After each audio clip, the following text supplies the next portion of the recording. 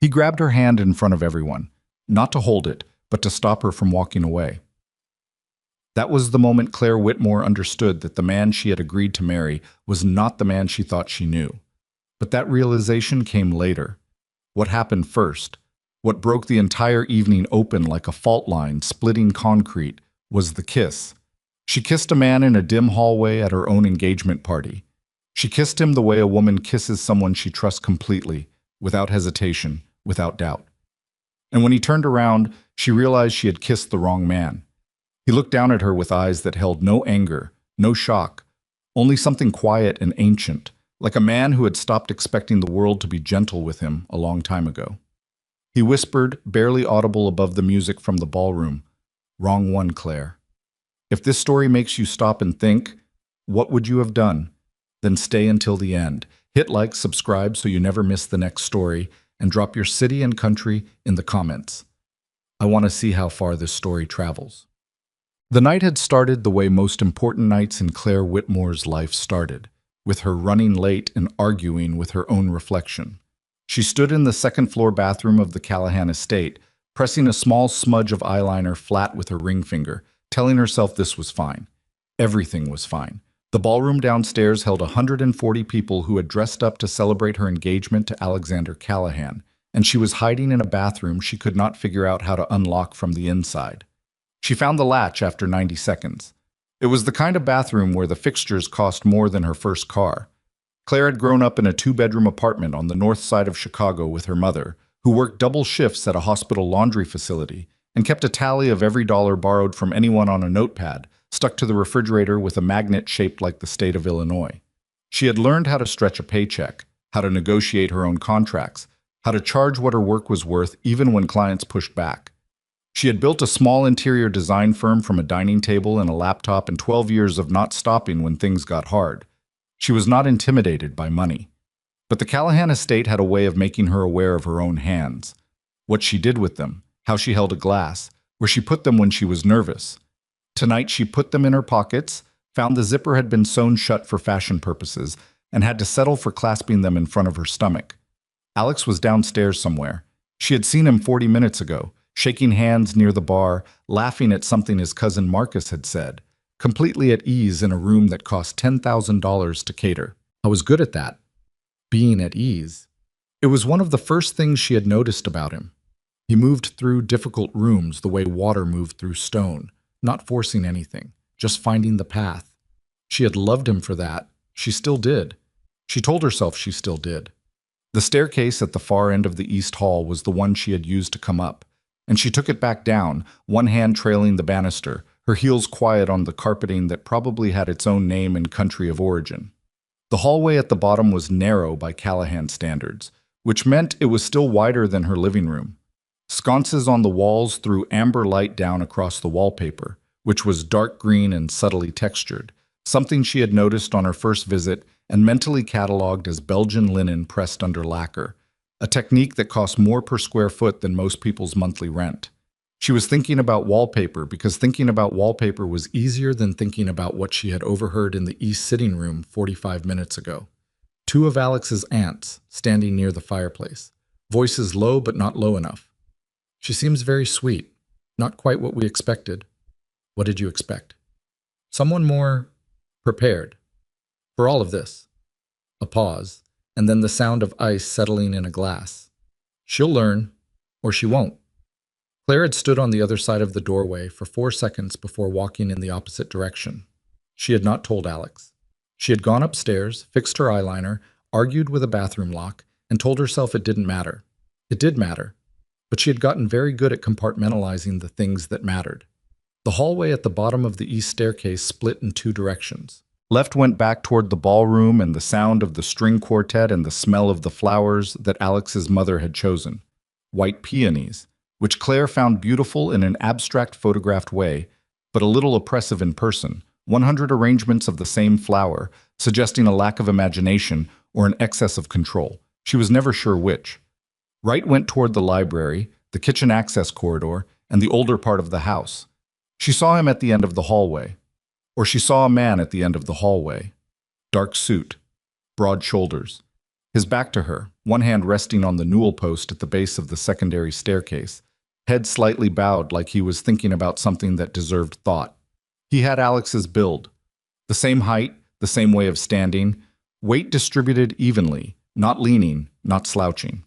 Alex had told her once that his brother was almost exactly his height, which she had filed away as a piece of information that didn't yet have a context. She had not yet found that context. She was crossing the hallway toward him before she fully decided to. That was the honest version. She was moving toward what she thought was her fiancé, already composing the sentence in her head.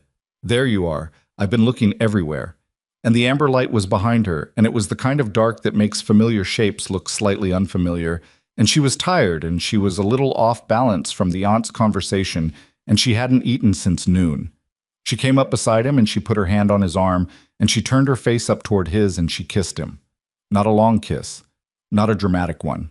The kind of kiss you give someone you've been kissing for 2 years, easy and warm, and carrying the shorthand of a relationship inside it. He went completely still, not stiff, not rigid with offense or alarm. Still. The way a man goes still when something happens that he wasn't expecting, and he's choosing very carefully what to do next. She felt it in the half-second before she opened her eyes. Something was wrong. She pulled back. He turned toward her slowly, and the light caught his face, and Claire Whitmore's heart did something complicated and anatomically significant. It was not Alex.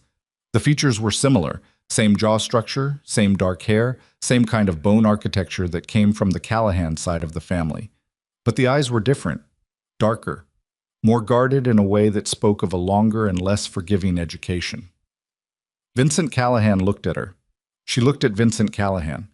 The string quartet was playing something Italian in the ballroom 30 feet and a wall away. He said quietly, "Wrong one, Claire." Not unkind, not mocking, just factual.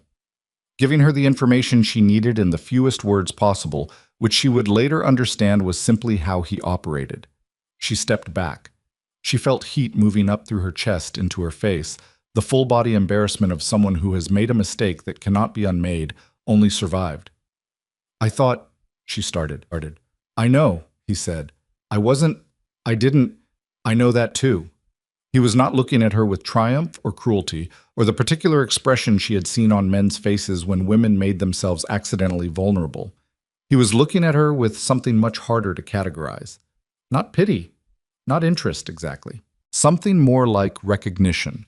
The look of someone who understood what it meant to be in a position you didn't choose and had to navigate anyway.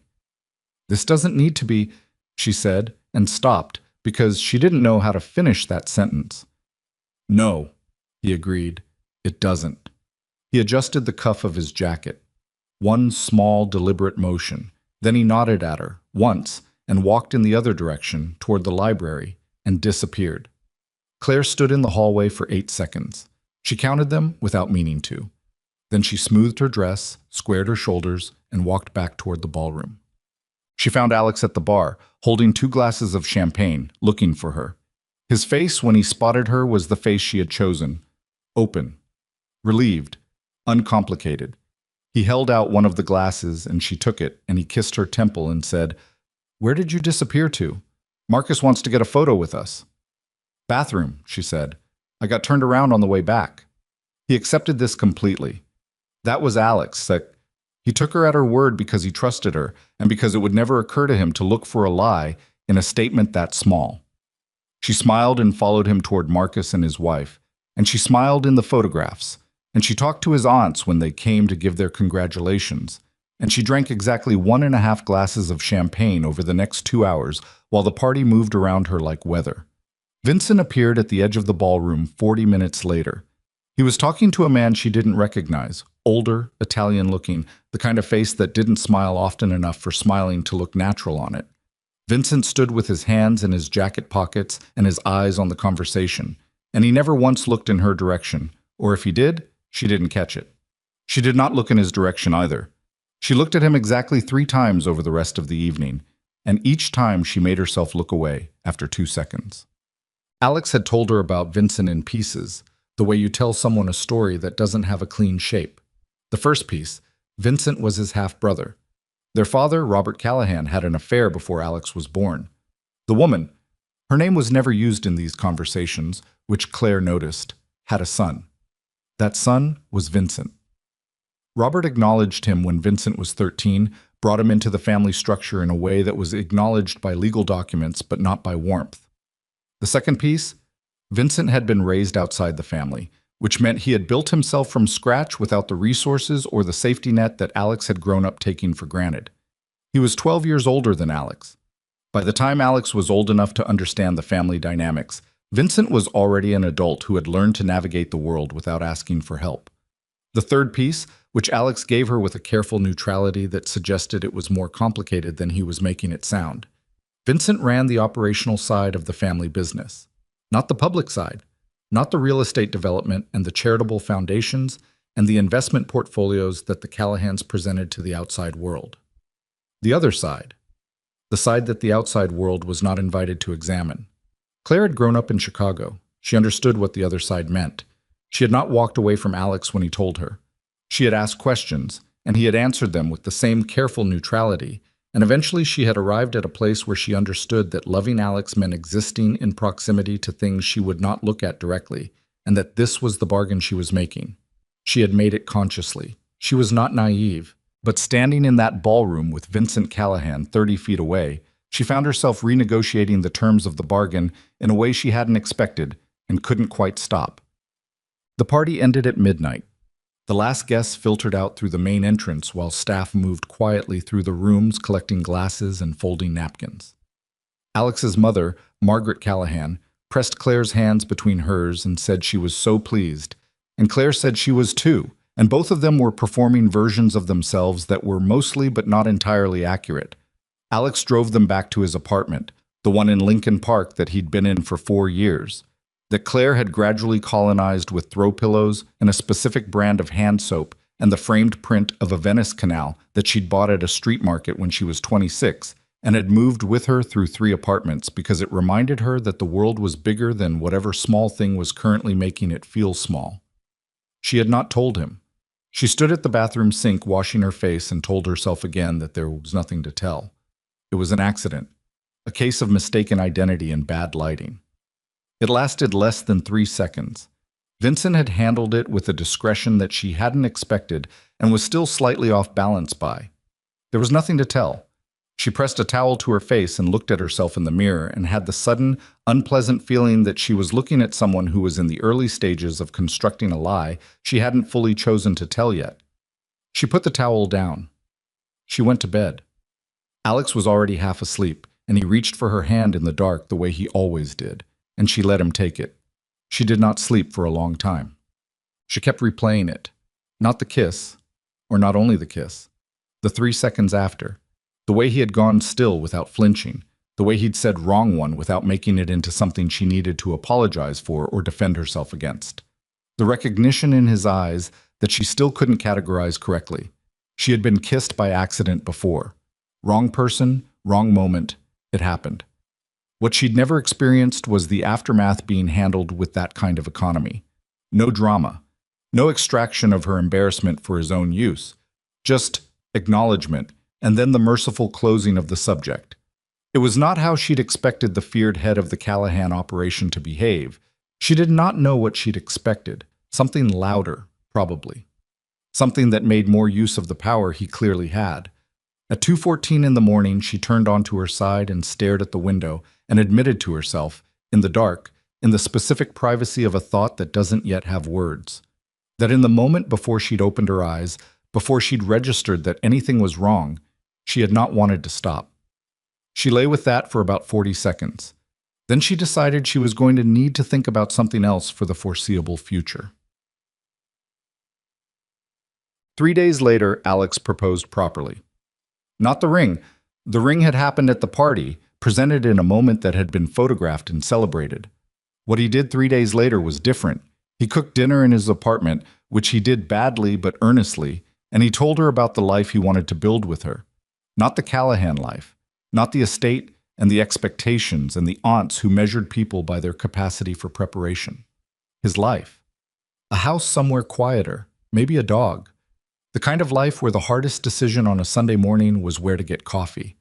She listened to him describe it, this quiet life, and she thought, I love this man. She was sure of it. It was not complicated. It was not in doubt. She also thought, and this she did not say, that she was not sure the life he was describing was a life he was actually free to choose. Not with the family he'd been born into, not with the operational structures his brother ran that made the Callahan name mean something specific on certain streets in this city.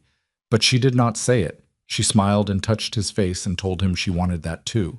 She was not lying. She wanted it to be true. That was close enough for now. The second time she saw Vincent was 14 days later, at a smaller family gathering, a Sunday dinner that Alex's mother hosted with the warm authoritarian efficiency of a woman who had run a large and difficult household for 30 years and found the difficulty bracing rather than depleting. There were 12 people at the table. Claire sat beside Alex. Vincent sat across from them, 2 seats down, next to an uncle whose name she kept forgetting. He did not acknowledge the hallway. He did not acknowledge her with anything more than the same brief, courteous nod he gave everyone when he arrived. He ate with the economy of someone who treated meals as fuel rather than events, and he answered direct questions with direct answers and did not volunteer anything additional. Alex's mother asked him about his trip to New York. Fine, he said. And the Delacroix situation? This from the uncle. A pause that lasted exactly as long as it needed to. Resolved. No one asked for elaboration. No one looked like they needed it. Claire noticed that when Vincent spoke, however briefly, the table adjusted to him without appearing to. The pitch of other conversations dropped by half a register. People's attention moved toward him and then quickly away, like they'd looked at a light source directly and were correcting. Alex did not seem to notice this. Or if he did, he had grown up enough around it that it no longer registered as notable. When the dinner was over and people were moving toward the living room, Claire stayed to help carry plates, and she found herself alone in the doorway to the kitchen for a moment when Vincent passed through. He stopped. She did not look up immediately. Then she did. The room's different, he said. I wasn't looking at her. He was looking at the far wall of the dining room, which had been repainted in the past few weeks. She hadn't known anyone had noticed. Benjamin Moore, she said. It's called Why the Blue. It was this or the original yellow, which wasn't doing the crown molding any favors. He looked at the crown molding. No, he said. It wasn't. He walked through to the kitchen. Claire stood in the doorway holding 2 plates and had the distinct and inconvenient thought that she would like to know what else Vincent Callahan noticed that he didn't bother to mention. She walked to the kitchen, handed the plates to the housekeeper, and went to find Alex. That was the moment she started paying attention to the wrong thing. She did not recognize it as such, not yet. She told herself it was nothing, professional curiosity, the habit of an interior designer who could not stop cataloging what people noticed and didn't notice in the rooms she built. She told herself the conversation had lasted 11 seconds and meant absolutely nothing. She told herself a lot of things, standing at the edge of that kitchen doorway, while the dinner plates clattered quietly and the sound of Alex's laughter came from the living room. She almost believed all of it. Almost. The plates were still warm when Claire walked back into the living room, and she spent the next 40 minutes reminding herself to listen to what Alex was saying. He was talking about the honeymoon, Greece maybe, or the Amalfi Coast, something with water and light and no agenda, he said, which was exactly the kind of sentence that made her love him. This man who ran quarterly reviews and managed 7-figure property negotiations, and still thought about honeymoons in terms of no agenda and meant it completely sincerely. She nodded. She said Greece sounded beautiful. She meant that too. But some part of her brain was still standing in the dining room doorway, holding plates that were too heavy, thinking about what a man who did not waste words had chosen to spend 2 of them on. Why the blue? He had read the color, not the mood it was meant to create, not the general impression, the specific color, which meant he had looked at it long enough and carefully enough that he could tell it was not the original paint, and that the change had been deliberate, and that whoever made the change had done it for a reason worth thinking about. Most people in that room had not noticed the wall had been repainted at all. She pressed her thumb against the inside of her engagement ring, a small habit she'd developed in the past 2 weeks, feeling the slight ridge where the setting met the band, using it as a kind of reset. You are here. This is real. Pay attention to what is actually happening. Alex touched her knee. You okay? Tired, she said. Long week. He accepted this with the easy generosity of someone who believed her and went back to talking about the Amalfi Coast, and she listened better this time. She was very good at course corrections. She had been doing them her whole life.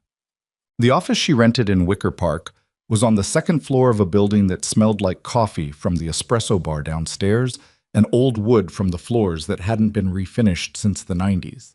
She had two junior designers who worked from a shared table near the window and a separate room in the back where she met with clients and kept her sample books and did the kind of focused thinking that required a door she could close. She was in the back room on a Tuesday morning, 11 days after the Sunday dinner, with fabric samples spread across her work table and a site plan for a Gold Coast townhouse pinned to the wall, when her phone buzzed with an unknown number. She almost didn't answer it. She had a policy about unknown numbers during work hours. But something, she would not be able to explain this later, not to anyone's satisfaction, including her own, made her pick up. "Ms. Whitmore." Not a question. She recognized it the way you recognize a piece of music you've only heard once, not immediately, not with certainty, but with the specific unease of something familiar arriving in an unexpected context. "Vincent," she said. A beat.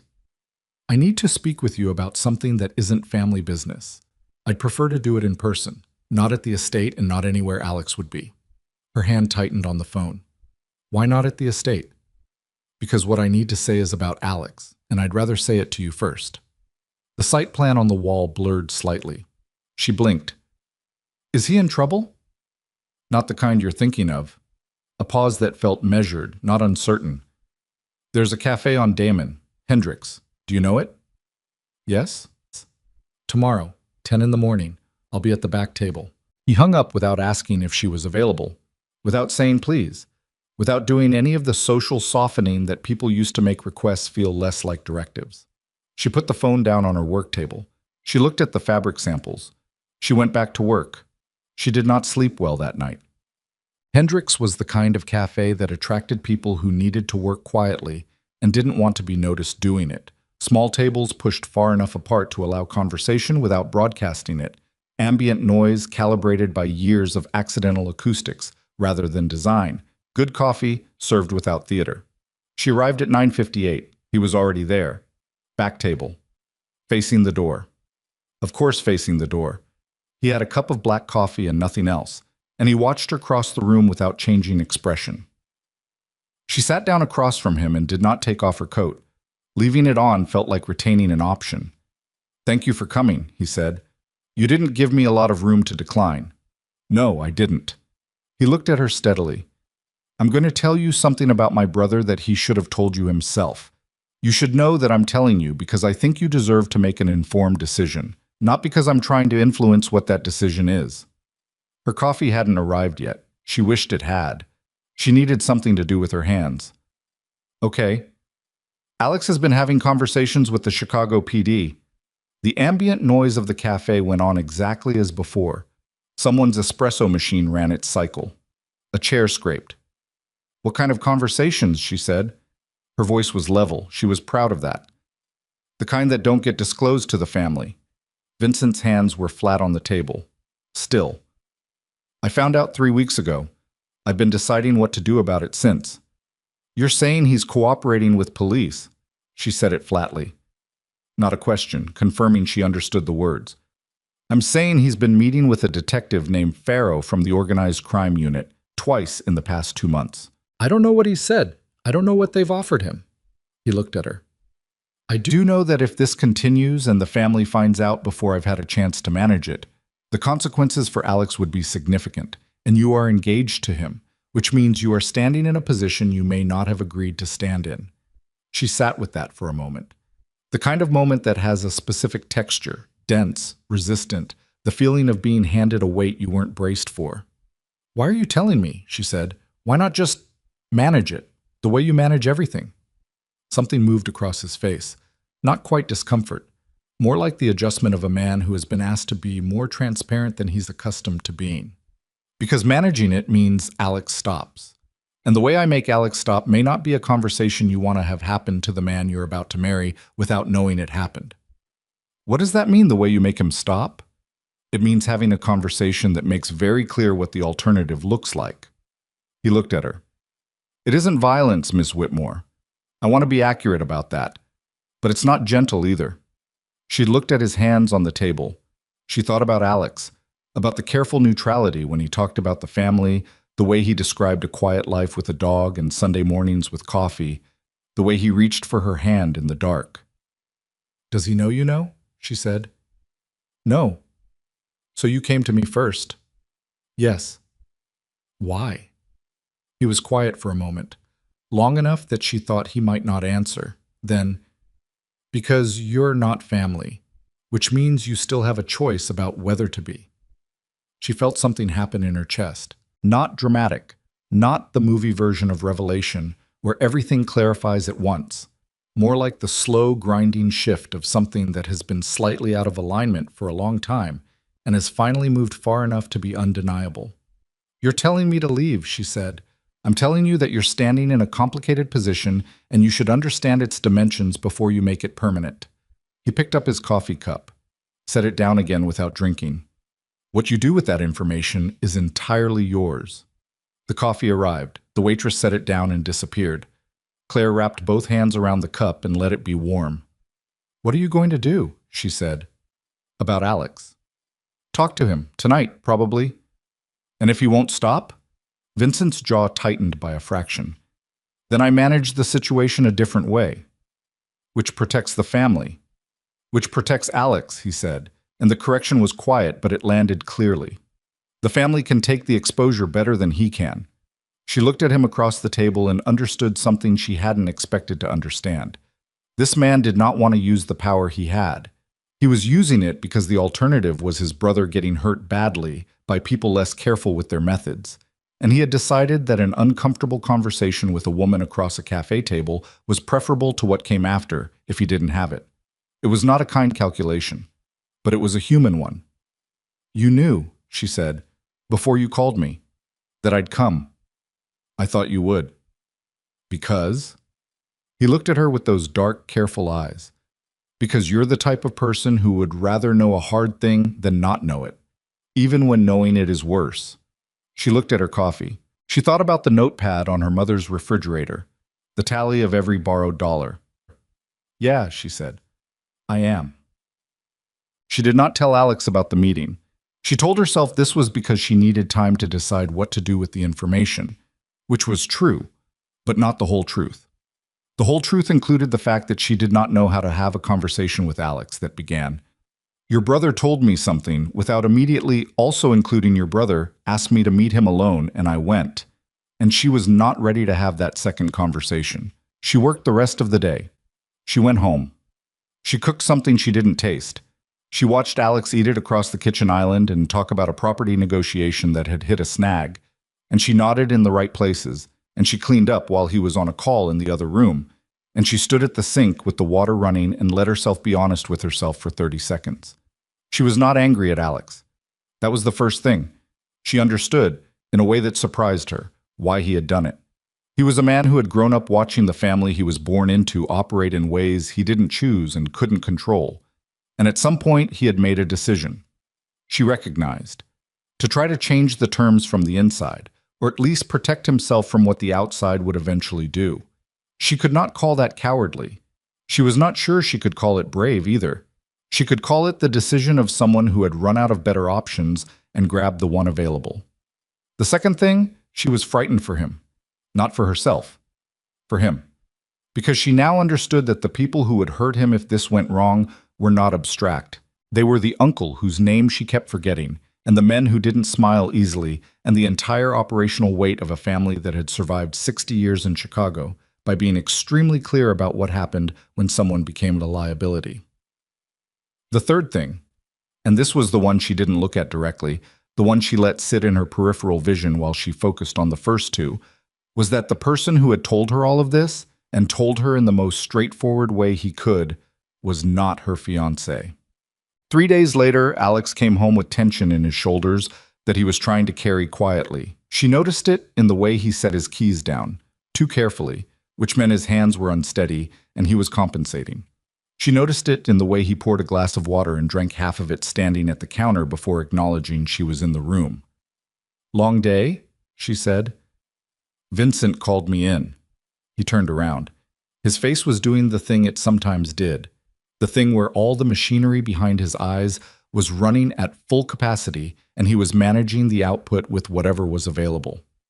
"We had a conversation." She kept her expression neutral. She had rehearsed this. "About what?"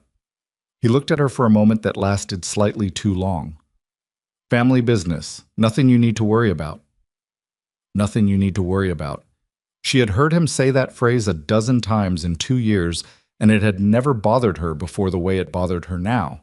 The small, unconscious condescension of it. The assumption that her role was to be protected from complexity rather than trusted with it. "You sure?" she said. "Yeah." He came over and kissed her forehead, and she let him, and he went to change out of his suit. She stood in the kitchen and felt the shape of what she hadn't said pressing against the inside of her rib cage like a hand pushing from the wrong side of a door. The argument started 2 nights later, and it started about nothing. It started because he had moved her design notebooks from the dining table to the bookshelf, which she had asked him not to do because the order they were in was a system she had developed over 6 years, and it looked like chaos, but it wasn't. And he had moved them with the genuinely helpful intention of clearing the table for dinner, and hadn't understood why the result was a problem. She knew, even as she was explaining this with a sharpness that was a half measure too sharp, that she was not really talking about the notebooks. He knew it too. "What is going on with you?" he said. Not aggressive, not defensive yet. Genuinely asking, the way a person asks when they've been feeling a distance they can't measure. "I'm tired," she said. "You keep saying that." "Because I keep being tired." "Claire." He put his hand on the counter between them, not reaching for her, just placing it there, present. "Something has been wrong for 2 weeks. I'm not imagining that." She looked at his hand on the counter. She thought about Vincent saying, "I'm telling you because I think you deserve to make an informed decision." She thought about Alex saying, "Nothing you need to worry about." "Why didn't you tell me?" she said. He went very still. "Tell you what?" The stillness told her everything. "About the detective," she said. "Pharaoh, the organized crime unit." She watched his face go through 3 things in rapid sequence. Shock, then the calculation of denial, then the slow, exhausted collapse of a man who has been holding something heavy for too long and just lost the grip. "Alex, why didn't you tell me?" The kitchen was quiet. He pulled out a chair and sat down, heavily, like his legs had made the decision without consulting the rest of him. "How do you know that name?" he said. "It doesn't matter how. It matters to me." He looked up at her. His eyes were tired in a way she hadn't seen before, or hadn't let herself see. It was Vincent. She didn't confirm or deny it. He exhaled, long and ragged. He pressed his hand flat against the table. "I was going to tell you. I've been trying to figure out how to tell you for 2 months. 2 months? She repeated. "I know. Alex, we got engaged 2 months ago." He closed his eyes. "I know." She pulled out the other chair and sat across from him. The table between them felt like geography.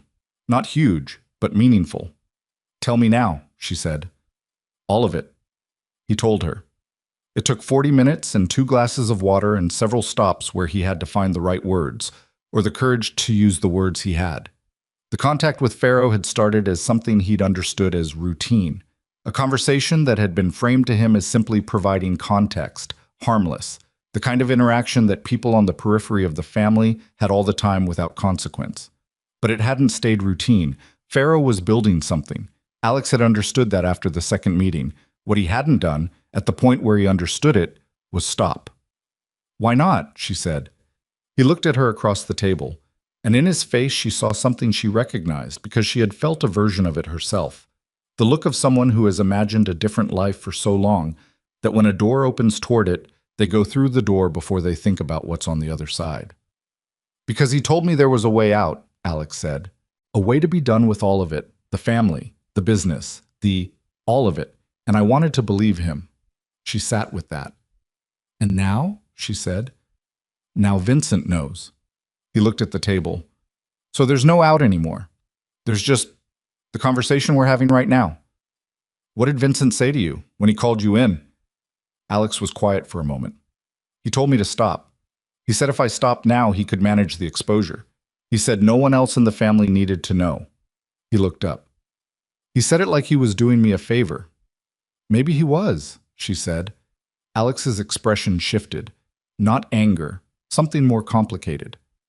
He's protecting the operation, Claire. Not me. I don't think that's the only reason, she said, and then immediately wasn't sure why she'd said it or where it had come from, and saw from the way Alex's eyes sharpened that he'd noticed. He talked to you, Alex said, slowly. He didn't just find out and call me in. He talked to you first. She did not answer that. Claire, his voice had changed, lower, not threatening, just stripped down to something more fundamental than the version he usually used with her. Did my brother ask to meet you alone? The question landed the way a stone lands in still water, everything moving outward from it, concentric and unstoppable. She held his gaze. She thought about the hallway at the engagement party. She thought about Hendrik's cafe and Vincent's hands flat on the table, and you're the type of person who would rather know a hard thing than not know it. She thought about the 8 seconds she'd counted in the dark after she'd walked away from the wrong man. Yes, she said. The words sat between them in the kitchen. Alex did not yell. She would have preferred, in some way, if he had yelled. Anger was a shape she could work with, an emotion that had edges and boundaries and wore itself out. What he did instead was go very quiet, in the way that some men go quiet when they are trying to contain something that doesn't want to be contained, and he looked at her for a long time with an expression she had never seen on his face before. Not rage. Something older and colder than rage. How long ago? He said. 4 days. And you didn't tell me? No. Why? She opened her mouth, closed it, tried again. Because I needed to figure out what it meant first. What it meant. He repeated it like a man tasting something unfamiliar. What did it mean, Claire? He told me about Pharaoh because he thought I should know before I made things permanent. She kept her voice even. I think he was trying to give me a choice. A choice. Alex stood up from the chair. Not abruptly, slowly, with the deliberate control of a man managing the way his body moved. My brother gave you a choice about our engagement. He didn't tell me to leave. He called you, alone, without telling me. And he sat across from you in a room that I wasn't in, and he talked to you about our relationship. The control was thinning. She could see it in the set of his jaw, the way his hands had found his pockets. That's not managing a situation, Claire. That's something else. Alex said, Did anything happen? The question was quiet, direct. The kind of question that has already considered all the possible answers and is just waiting to hear which one applies. No, she said. And then, because she had told herself she was going to stop building structures made of partial truths. But something happened before, at the party. She watched him understand. It was not an instantaneous process. It moved across his face in stages, each one worse than the last. Confusion, rearrangement, and then the slow, terrible arrival of a man at the place he has been dreading without knowing what shape it would take when he got there. The hallway, he said. Yes. You kissed him. I thought he was you. I didn't know. But you kissed him. Yes. His kitchen was very quiet. Outside, a car moved through the street. Somewhere in the building, music was playing through a shared wall. Something low and rhythmic, completely indifferent to what was happening in this room. Alex looked at her. She looked back at him. She did not look away, because looking away would be a kind of mercy she hadn't earned and didn't feel entitled to offer herself. Why are you telling me this now? He said, after 3 weeks. Because you asked me a direct question, and I'm not going to lie to you. But you could have told me 3 weeks ago. Yes. And you didn't. No. He nodded once. The nod of a man processing information his body is not yet ready to accept. Was it? He started and stopped. He tried again. When you realized it wasn't me, was there any part of... He stopped again. And she realized he could not finish the question because finishing it meant standing in a doorway he was not sure he wanted to open. She thought about lying. She genuinely considered it for approximately 4 seconds. because the honest answer to the question he had not finished asking was the kind of answer that changed the shape of everything. And she was not sure changing the shape of everything was what she wanted. She was sure it was what she owed him. There was a moment, she said, before I realized. There was a moment where I didn't know, and I didn't... Stop. She kept her eyes on his face. I'm not telling you something happened. I'm telling you there was a second where something could have, and I didn't pull back from it on my own. He turned away from her. He walked to the window. He stood there with his back to her, his hands in his pockets, looking out at the street below, and she sat at the kitchen table and let him have the silence. It lasted a long time. When he turned around, his face was different, closed in a way she had never seen it. The easy openness that she had loved, the thing that had made her feel, in 100 small moments over 2 years, that here was someone who didn't need to perform being fine because he actually was gone, and in its place was something careful and armored and exhausted. I need you to leave tonight, he said. I'm not saying it's over. I'm saying I need you to not be here right now. She nodded. She stood up. She got her coat from the hook by the door, and she got her bag from the bedroom, and she stood at the front door for a moment. Alex, she said. He was still at the window. I'm sorry, she said. Not for telling you. For not telling you sooner. He did not answer. She opened the door and went out into the hallway, and the door closed behind her with the soft, final sound of a latch catching, which was so much quieter than anything she had imagined this moment would sound like. She stood in the corridor of his building for a moment. The overhead light buzzed faintly. Somewhere down the hall a television was on. She pressed the elevator button. She thought, this is the point where things do not go back. Not because of what she'd done. Not entirely. But because she had finally stopped building things out of partial truths and the structure that had stood on them. The careful, beautiful, almost perfect structure of the life she'd been constructing for 2 years had shifted under its own weight, and the shifting had not stopped, and she did not think it was going to stop on its own now that it had started. The elevator opened. She got in. The doors closed, and for a moment she stood alone in the small bright box of it, moving downward, and she thought about Vincent Callahan standing at the end of a hallway with his hand on a newel post, not turning around, not knowing she was there. That particular stillness, that particular quality of a man who had taught himself to occupy a room without expecting anything from it. The elevator reached the ground floor.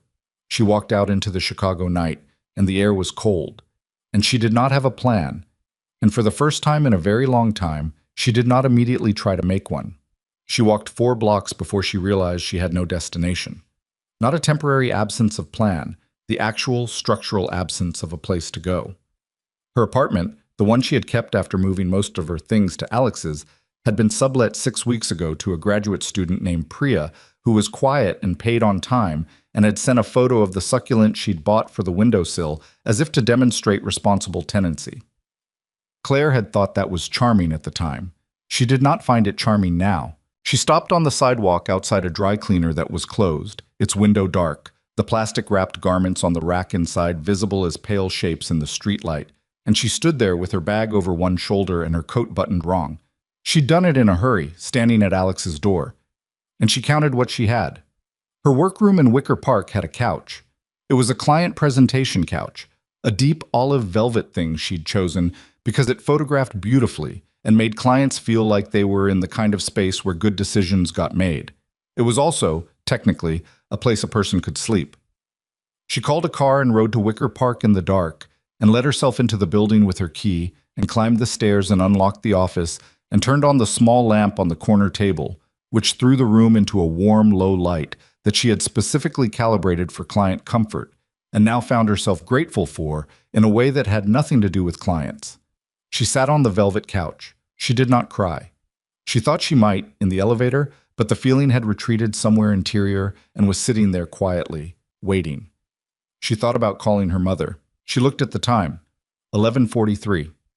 Her mother woke at 5:15 for a shift that started at 6. She put the phone face down on the cushion beside her. She lay down on the couch with her coat still on and stared at the ceiling, which she had painted a very specific off-white called distant gray, that read as almost white in daylight and something closer to bone at night. And she thought about nothing carefully and deliberately for as long as she could manage, which was approximately 11 minutes. Then she thought about Alex's face at the window, the way it had closed.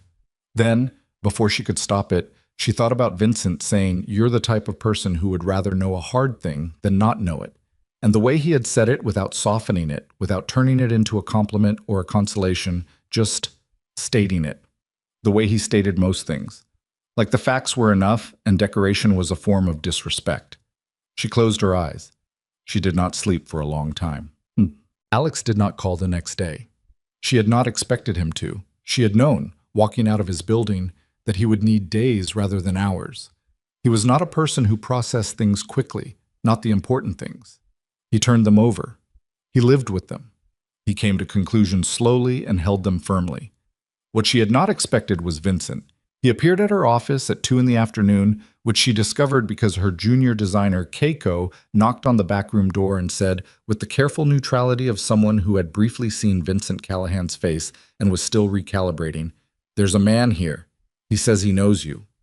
Claire set down the pencil she was holding. "Send him in."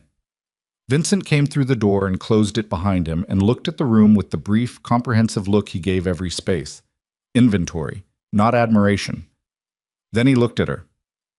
"Alex called me this morning," he said. She waited. "He told me what you said, about the hallway." He did not sit down.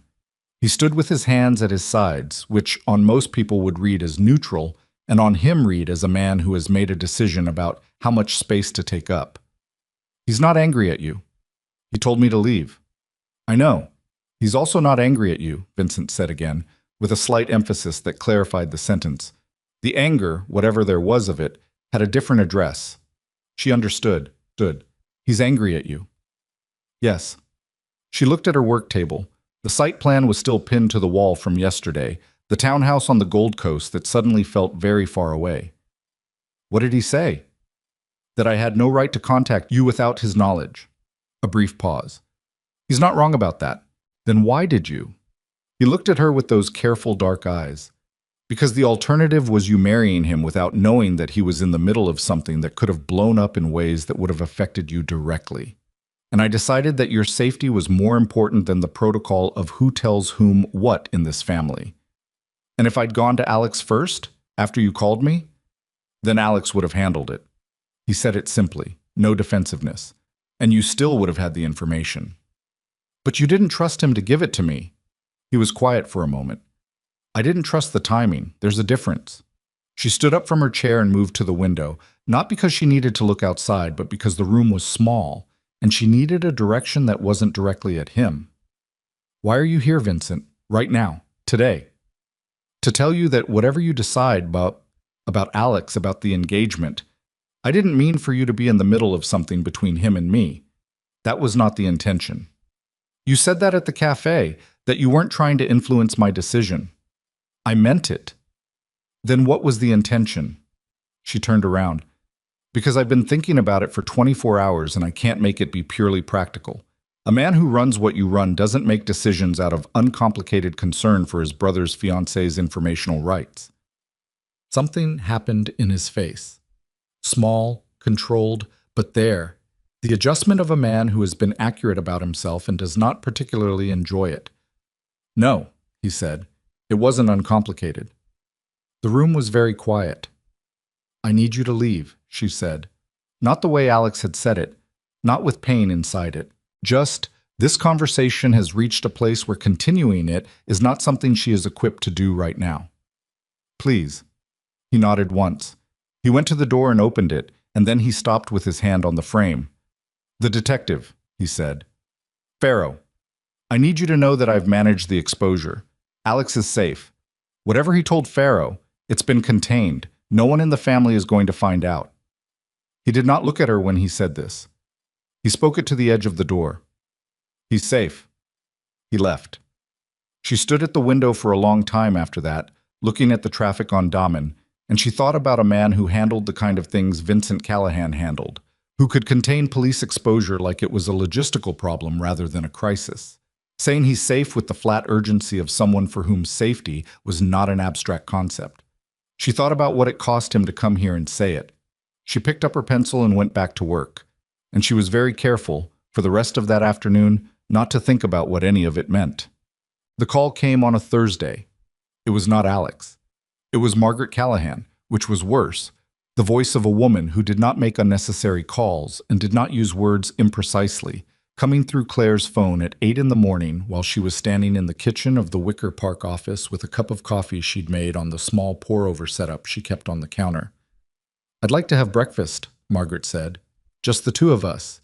Is Saturday morning possible?" It was phrased as a question. It was not a question. "Yes," Claire said. "Of course." The restaurant Margaret chose was in the Gold Coast, the kind of place that opened at 7 and served perfect eggs to people who had the kind of schedules that made 7 a reasonable breakfast hour. White tablecloths, no music, the ambient sound of cutlery and muted conversation, and the specific quality of a room where people came to conduct business while appearing to share a meal. Margaret was already seated when Claire arrived. She looked, as she always did, like a woman who had made deliberate choices about every component of her appearance and was entirely satisfied with the results. Silver hair cut close, a silk blouse in navy, good pearl earrings that were not ostentatious enough to be the first thing you noticed and not understated enough to be the second. She waited until the coffee was poured and the waiter had retreated before she said anything. "I know about the detective," she said. Claire set her coffee cup down carefully. "I know about Pharaoh, and I know what Alexander has been doing for the past 3 months." Margaret's voice was level, entirely level. The voice of a woman who had had time to feel all the feelings and had arrived at this breakfast having moved past them into something cooler and more purposeful. "I also know that Vincent has managed the situation. I want you to understand that I am aware of all of it." "How long have you known?" Claire said. "About Alexander's involvement?" 6 weeks. She watched Claire's face. "About Vincent's decision to speak with you? 4 days. And you didn't—" "I chose not to interfere." She picked up her coffee, set it down. "I want to ask you something directly, and I would like a direct answer." "All right. What do you want?" Margaret looked at her across the white tablecloth, not unkindly. With the focused attention of a woman who had learned to ask the important question first and build everything else around the answer. Not what you think you should want, not what makes sense on paper. What do you actually want? Claire opened her mouth. "Take your time," Margaret said. She took her time. She looked at the tablecloth. She thought about the 2-bedroom apartment on the north side and the notepad on the refrigerator and the Venice Canal print that had moved with her through 3 apartments. She thought about the life Alex had described, the dog, the Sunday mornings, the house somewhere quieter. She thought about sitting in the kitchen across from him while he told her about Pharaoh, with the exhausted confession of a man who had been holding something heavy for too long. She thought about 11 seconds in a dining room doorway. Why the blue? The 2 words that had cost a man something, even if the something was small. "I don't know," she said. Margaret nodded, as though this was a more useful answer than certainty would have been. "Then I'll tell you what I observe," she said. "You are a woman who has spent the last 2 years trying very hard to fit into a shape that was designed before you arrived. And you have been gracious about it, capable. I won't pretend I didn't assess you when Alexander brought you home." She paused. "I assessed you as someone who was working very hard and was slightly terrified and wasn't going to let the terror show. I found that admirable." "But," Claire said, "but admirable isn't the same as right." She looked at Claire steadily. "The life Alexander wants, the quiet life, away from all of this. He may one day be able to have it, but he is not there yet, and he may not get there in the time frame he's imagining. And you have been preparing to build your life around a future that depends on a set of circumstances that are not yet real." It was the most honest thing anyone in the Callahan family had said to her directly. She felt the weight of it settle. "Are you telling me to end the engagement?" Claire said. "I'm telling you what I see." Margaret looked at her plate, then back up.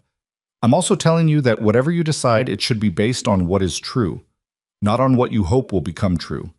That's a distinction I learned too late in my own life to be useful to myself." The waiter came. They ordered. The moment shifted into something less exposed, and they talked about smaller things, and Claire watched Margaret Callahan eat her eggs with the composed precision of a woman who kept her architecture intact regardless of what was happening underneath it. And she thought, this is what 2 decades inside this family looks like. This is the cost of the beautiful rooms and the white peonies and the careful, armored face. She did not want that face. She had not realized it as clearly as she realized it now. She called Alex that afternoon. He answered on the second ring, which told her he had been waiting for it, or had been dreading it, which amounted to the same thing in terms of behavior. "Can we meet?" she said. "Yes." No hesitation. "Tonight?" "Tonight." He suggested the apartment. She suggested neutral ground, a coffee shop near his building, the one they'd gone to on their third date, which had seemed significant and now felt like the wrong kind of significant, the kind that puts pressure on a setting it was never designed to hold. He was there before her. He looked like a man who had not been sleeping particularly well. Not dramatically so, not in a way anyone who didn't know him would notice, but she knew him. The slight shadow under his eyes, the way he held his coffee cup with both hands.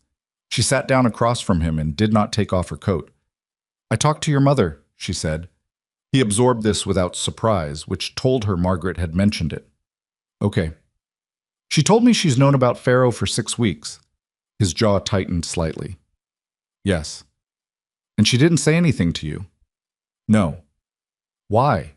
He looked at his coffee. "Because in this family, knowing something and using it are two separate decisions. She decided not to use it." He looked up.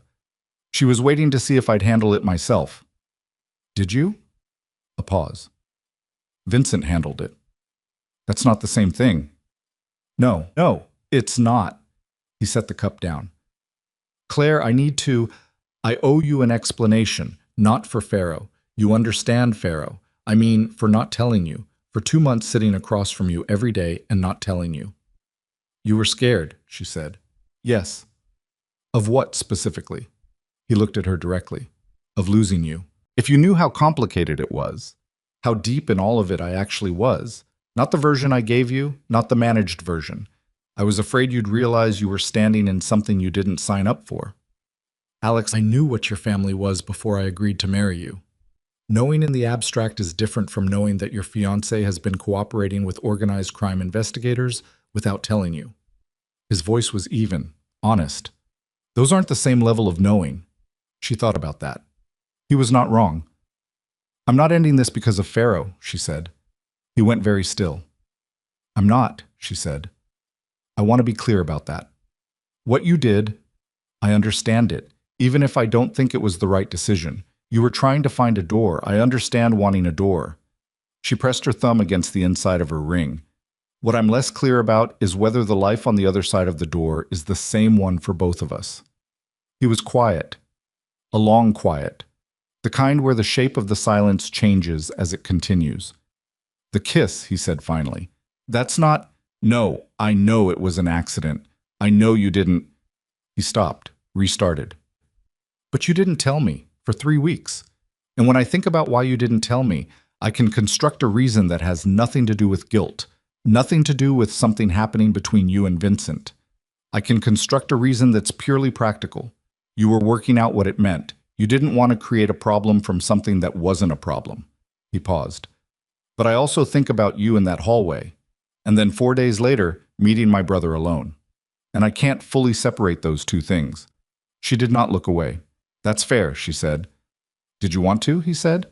"See him again." The question was quiet. It landed the way his question in the kitchen had landed. Not aggressively, not as an accusation, but as a man asking for the truth because he has decided the truth is what he needs even if it is not what he wants.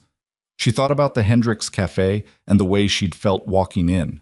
The way she'd worn her coat the whole time because leaving it on felt like retaining an option.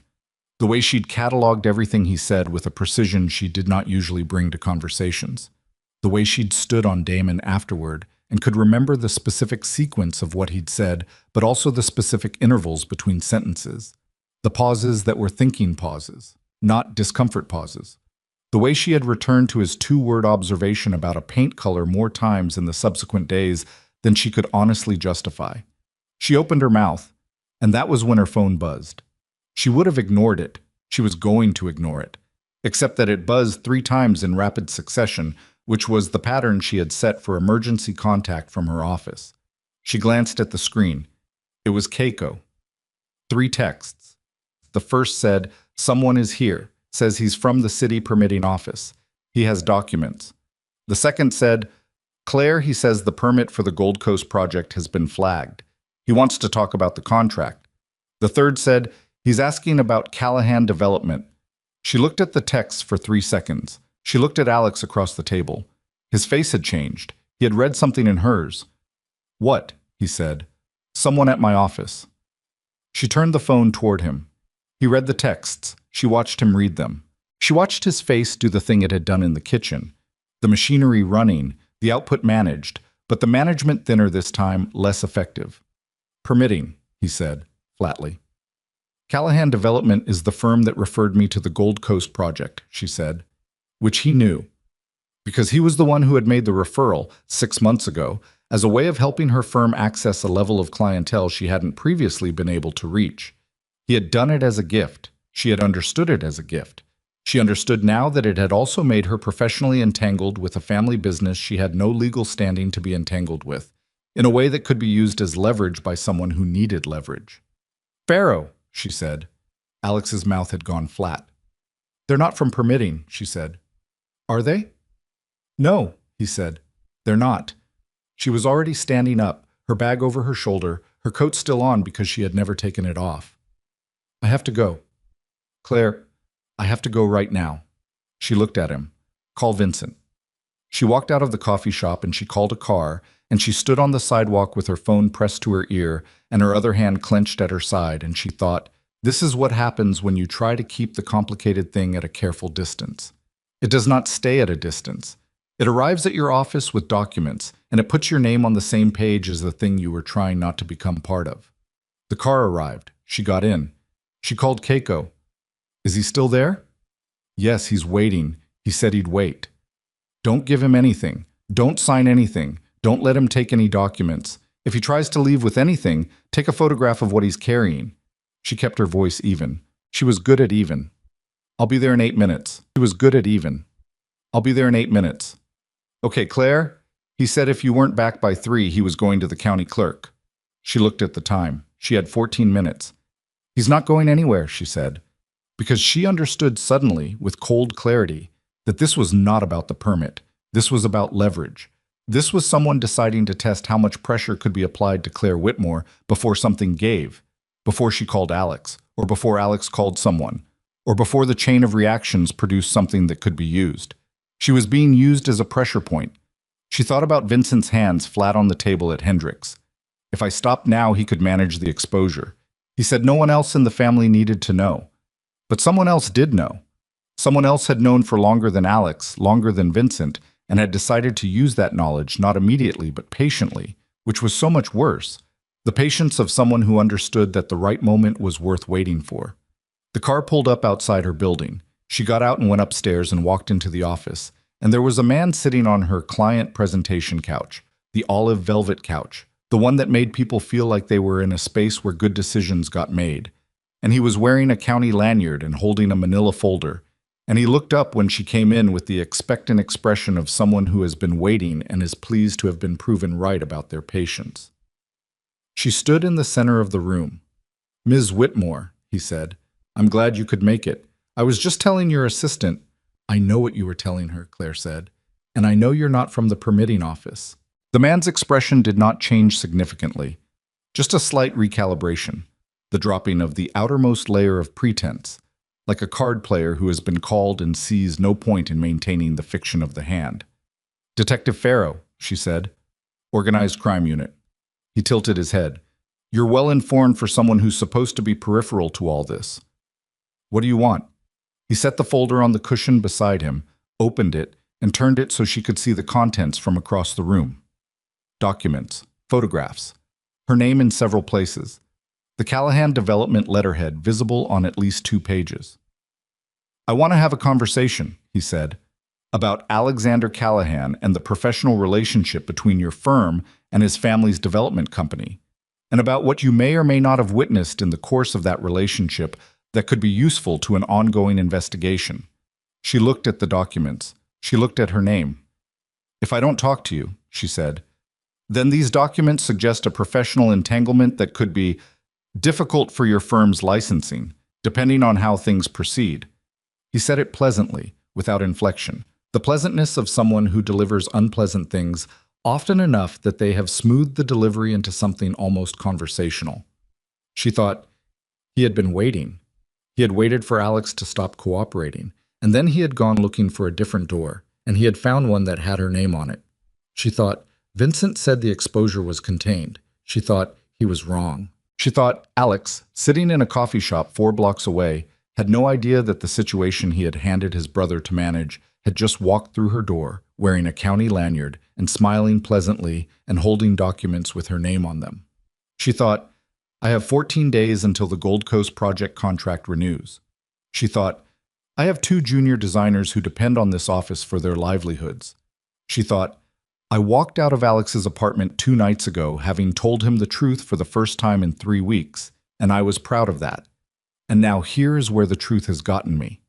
She looked at Detective Farrow sitting on her olive velvet couch, and she understood, with the cold, clarifying understanding of a person who has just seen the full dimensions of the thing they are standing inside, that there was no version of the next 5 minutes that did not cost her something. The question was what she was willing to lose and what she was not, and whether she knew the difference clearly enough to choose correctly under pressure in a room with a man who had been trained to use pressure as a tool and had been using it since before she sat down. She took off her coat, she pulled out the chair across from him, and she sat down. She sat down and she put her hands flat on the table between them, and she looked at Detective Farrow and she said, I want to see your badge. He reached into his jacket and produced it. She looked at it long enough to read the name and the unit number and the badge number. She memorized all 3. Okay, she said, Ms. Whitmore, I'm going to tell you exactly what I know, she said, and what I don't know. And then you're going to tell me what you actually want. Not the permit version, the real version. And we're going to have a conversation that doesn't waste either of our time. Farrow leaned back slightly. The recalibration again, this time more significant. He had come in expecting someone who would be frightened by the documents, who would call Alex, who would react in a way that produced useful information or useful pressure. He had not expected someone who asked to see the badge and then sat down. All right, he said, that works for me. The documents, she said. The Callahan development referral. Walk me through what you think you have. He opened the folder. Callahan Development referred your firm for the Gold Coast contract 6 months ago. The contract value is significant, north of $400,000 for the design phase alone. The referral came directly from Alexander Callahan, who at the time was actively engaged in preliminary conversations with my office. So the referral looks like a gift designed to create professional dependency, she said. It looks like an inducement that could constitute— It wasn't, she said. Alex referred me because we were engaged and because my firm was qualified and because he wanted to help. That's the complete story. Can you prove the motivation? Can you prove otherwise? He looked at her. He was reassessing. She could see it, the slight shift in how he was holding himself, the way his hand had moved fractionally away from the folder. What I can prove, he said, is a pattern of professional entanglement between your business and a development company with documented ties to organized crime activity. That pattern becomes interesting to a jury, regardless of what the motivation was. A jury, she said. You're a long way from a jury. We're closer than you might think. She looked at the documents. She thought about Keiko in the next room, probably sitting very still at her desk, probably pretending to work. She thought about the Gold Coast townhouse site plan pinned to her wall. She thought about 12 years of building something from a dining table and a laptop. What do you want from me specifically? She said. Not the case. Me. He looked at her for a moment. Then he said, I want to know about Vincent Callahan. She kept her face still. Not Alexander. We've had Alexander. Alexander gave us operational details about the development company, about the accounting structures, about some of the relationships between the legitimate business and the other business. He paused. What Alexander doesn't have access to is the decision-making layer, the people above the development company, the people who make the calls that don't appear in any document anywhere. Vincent, she said, Vincent Callahan has been the operational head of the Callahan organization for 11 years. We have circumstantial. We have financial trail that disappears into structures we can't fully penetrate. What we don't have is someone with direct access to his decision-making process who is willing to speak to us. She sat with the shape of what he was asking. You think I have that access, she said. I think you've been in rooms with him. I think you've had conversations that weren't about the weather. He looked at her steadily. I think a woman who is engaged to his brother and working on projects referred by his family's company has a proximity that takes other people years to build. I'm not a source, she said. You're not, yet. I won't be. He picked up the folder and closed it and set it on his knee. Ms. Whitmore, I want to be straightforward with you because I think you respond better to straightforward. The permit documentation is not the primary pressure here. The primary pressure is this. We are going to build this case with or without your cooperation. The question is whether you are inside the line or outside it when we do. Her phone buzzed in her pocket. She did not take it out. Outside the line meaning, she said, meaning a person who had access to information relevant to an ongoing federal investigation and chose not to provide it. That's a position with a specific legal texture that becomes relevant depending on how things unfold. He was not threatening her. He was explaining. That was somehow worse, the clinical clarity of someone laying out a landscape rather than making demands. Inside the line means we have a conversation. You tell me what you know. We work with what you give us, and your name stays where it belongs, outside the case. Her phone buzzed again. She took it out this time. She looked at the screen. Alex. 2 texts. The first, Vincent knows, get out of there. The second, Claire, now. She put the phone face down on the table. I need 10 minutes, she said. Farrow looked at the phone on the table.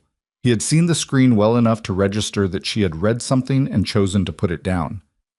I'm not going anywhere. She stood up. I'll be right outside. She went out through the back room into the narrow hallway that connected to the emergency stairwell, which was the only place in the building with reliable acoustic privacy. She called Alex. He answered before it rang twice. Are you still in the building? He said. Yes. Leave. Go out the back. Do not give him anything. Do not sign anything. I know. I haven't. She pressed her back against the wall. The stairwell was cold, the concrete drawing heat through her jacket. Alex, he wants Vincent. A silence. He doesn't have anything on Vincent, Alex said. His voice was different now, stripped down, the easy surface gone, something harder and more familiar with this specific kind of crisis underneath. He's building. He's been building for 2 years, and he's not there yet.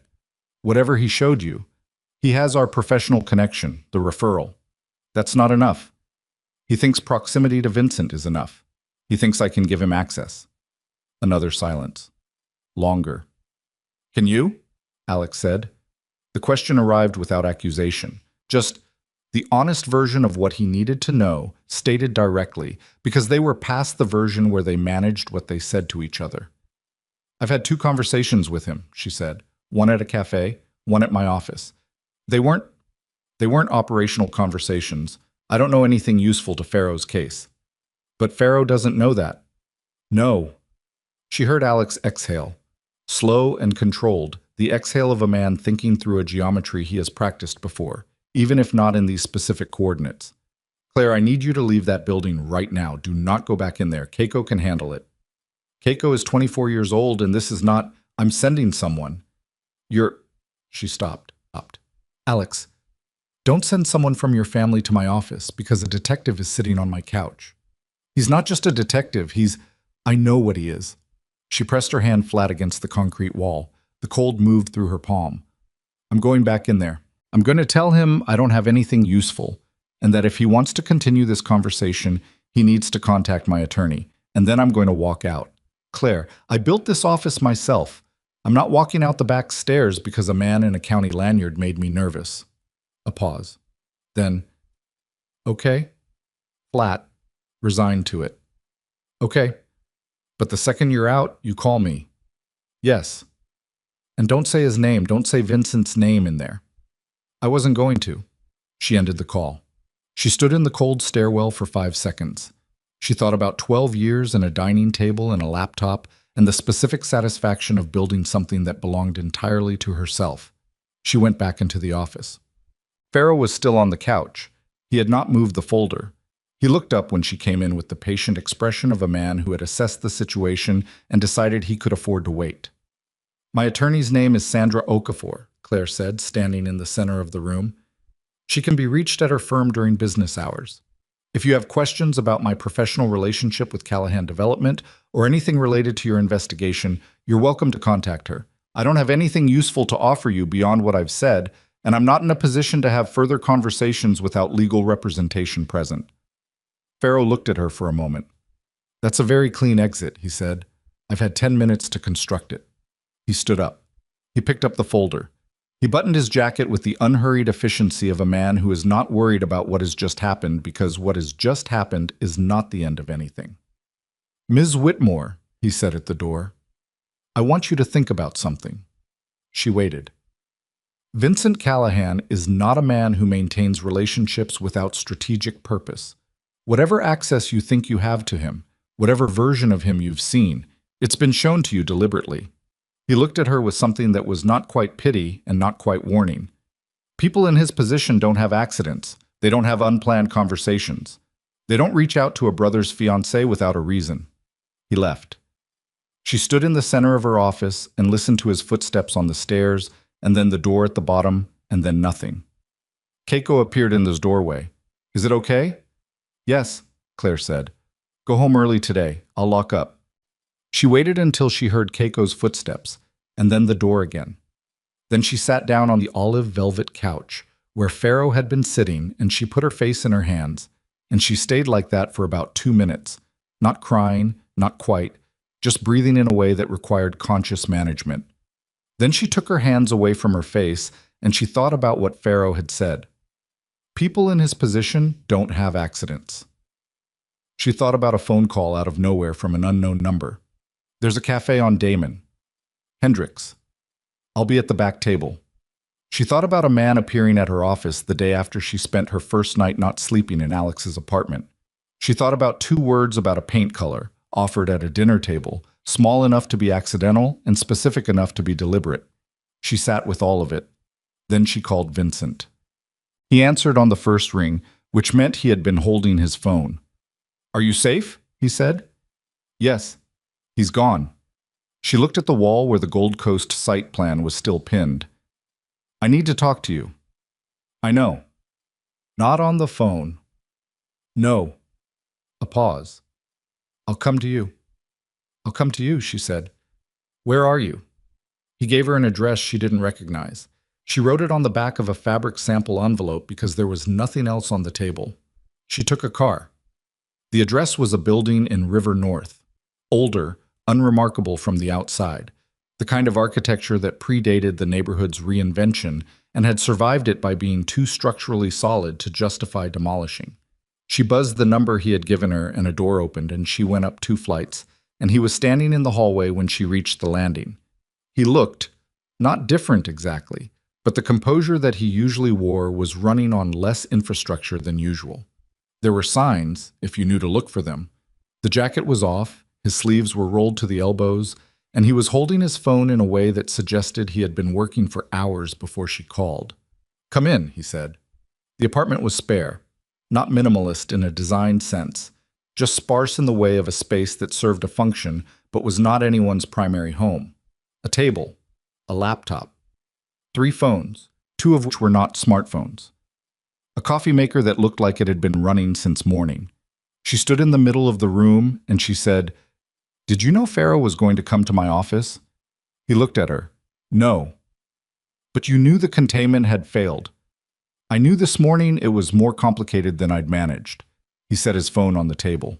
I was trying to locate the breach when Alex called. Farrow told me something, she said. He told me that you don't have accidents, that you don't have unplanned conversations, that reaching out to me was strategic. Vincent did not answer immediately. Is that true? She said. He looked at her with those careful, dark eyes, and the quality of his looking was different now. The full-weight version, not the managed version, the one he used when he had decided that management was no longer the relevant mode. Partly, he said. She had expected denial, or the reframing that intelligent people use to make deliberate things sound instinctive. She had not expected partly. Tell me which part, she said. He pulled out a chair at the table and turned it toward her and gestured at it, not sitting himself. She sat. He stayed standing, which she understood was not a power move. It was a man who was thinking better on his feet. I knew when I called you that giving you that information would create instability in your relationship with Alex, he said. I knew that was a possible outcome. I told myself the primary reason was your safety and your right to know. Both of those things were true. He looked at the window. They weren't the only things that were true. The apartment was very quiet. Outside, traffic moved through River North at the specific rhythm of late afternoon. Not rushed, not slow. The ordinary tempo of a city conducting itself. You wanted me to see him clearly, she said. I wanted you to have accurate information. Vincent. He looked at her. You wanted me to see him clearly, she said again. Not an accusation, just the truth, offered directly, because that was the only language that worked in this room. He was quiet for a moment. Then, yes. She pressed her thumb against the inside of her engagement ring, the ridge of the setting, the anchor she had been using for weeks as a reset, a reminder of what was real. Why? She said. He looked at her for a long time, the kind of look that has weight to it, not comfortable weight, not the weight of something pleasant being considered, the weight of a man who has spent years being precise about everything and is trying to be precise about this. Because you were the first person in a very long time who saw something in me that I hadn't calculated, he said. That night in the hallway. You didn't know who I was. You weren't performing anything. You weren't afraid of me. You weren't trying to get something from me. He paused. You were just present, in a way that I wasn't expecting. I kissed you because I thought you were someone else. I know. His voice was very even. That's what I mean. It was an accident. Nothing about it was strategic, and I don't have many accidents. She thought about Pharaoh. People in his position don't have accidents. She thought about standing in a hallway with music playing in another room, and the specific quality of a stillness that had nothing performed in it. I didn't regret it, she said. Quiet. Factual. Before I opened my eyes, I didn't regret it. He did not move. He did not look away. I know, he said. How? Because you told me with the way you stepped back. He said it simply. You didn't step back angry. You stepped back correcting. There's a difference. She looked at her hands, the ring on her left hand, the fabric sample envelope on the table with an address written on the back of it in her own handwriting. She thought about what Pharaoh had said, the whole shape of it, not just the accusation. The suggestion that everything was strategic, everything calculated, that the version of Vincent she'd been given access to was a curated version designed to produce a specific result. She thought that could be true. She thought it could also be what a man who has spent 30 years being looked at as a threat would say to a woman who had stopped looking at him that way. You defend the interpretation you understand. You trust the danger. Pharaoh wants you, she said. Yes. He's going to come back. Yes. Through me, if he can. He'll try. Vincent moved to the table and sat down across from her. That's why I need to tell you something, and I need you to understand that I am telling you this because it directly affects your safety, and for no other reason. She waited. The breach in the containment, he said. It wasn't an oversight. Someone gave Pharaoh the connection between your firm and Callahan Development deliberately. It wasn't Pharaoh finding it. It was someone handing it to him. Who? Someone inside the family. His jaw was tight, just slightly. Someone who knew I had spoken with you. Someone who decided that creating pressure on you was a way to create pressure on me. She felt something cold move through her. They used me as leverage against you. Yes. Who? He looked at her. My father's brother, Thomas Callahan. He's been opposed to my position in the organization for 4 years. He's been waiting for a reason to demonstrate that my judgment is compromised. A pause. My meeting with you gave him that reason. She thought about the Callahan dinner tables she had sat at, the uncle whose name she kept forgetting, the one who asked about the Delacroix situation in a voice that assumed the answer would be short. Thomas, she said. Yes. He gave Pharaoh my firm. He gave Pharaoh the referral documentation, the professional connection, framed it in a way that suggested you were a knowing participant rather than an incidental one. His voice was controlled, tight with something underneath the control. He was trying to force a choice. If Pharaoh pressures you and you cooperate, I'm exposed. If Pharaoh pressures you and you don't cooperate, it demonstrates to the rest of the family that I've created a liability by making contact with you. She looked at him across the table. Either way, you lose. Either way, Thomas wins the argument he's been making for 4 years. She breathed, in and out. The cold in her chest was settling into something more specific. Not fear exactly, but the crystallized version of understanding how a situation actually worked. What do we do? She said. He looked at her. The we had registered. She could see it.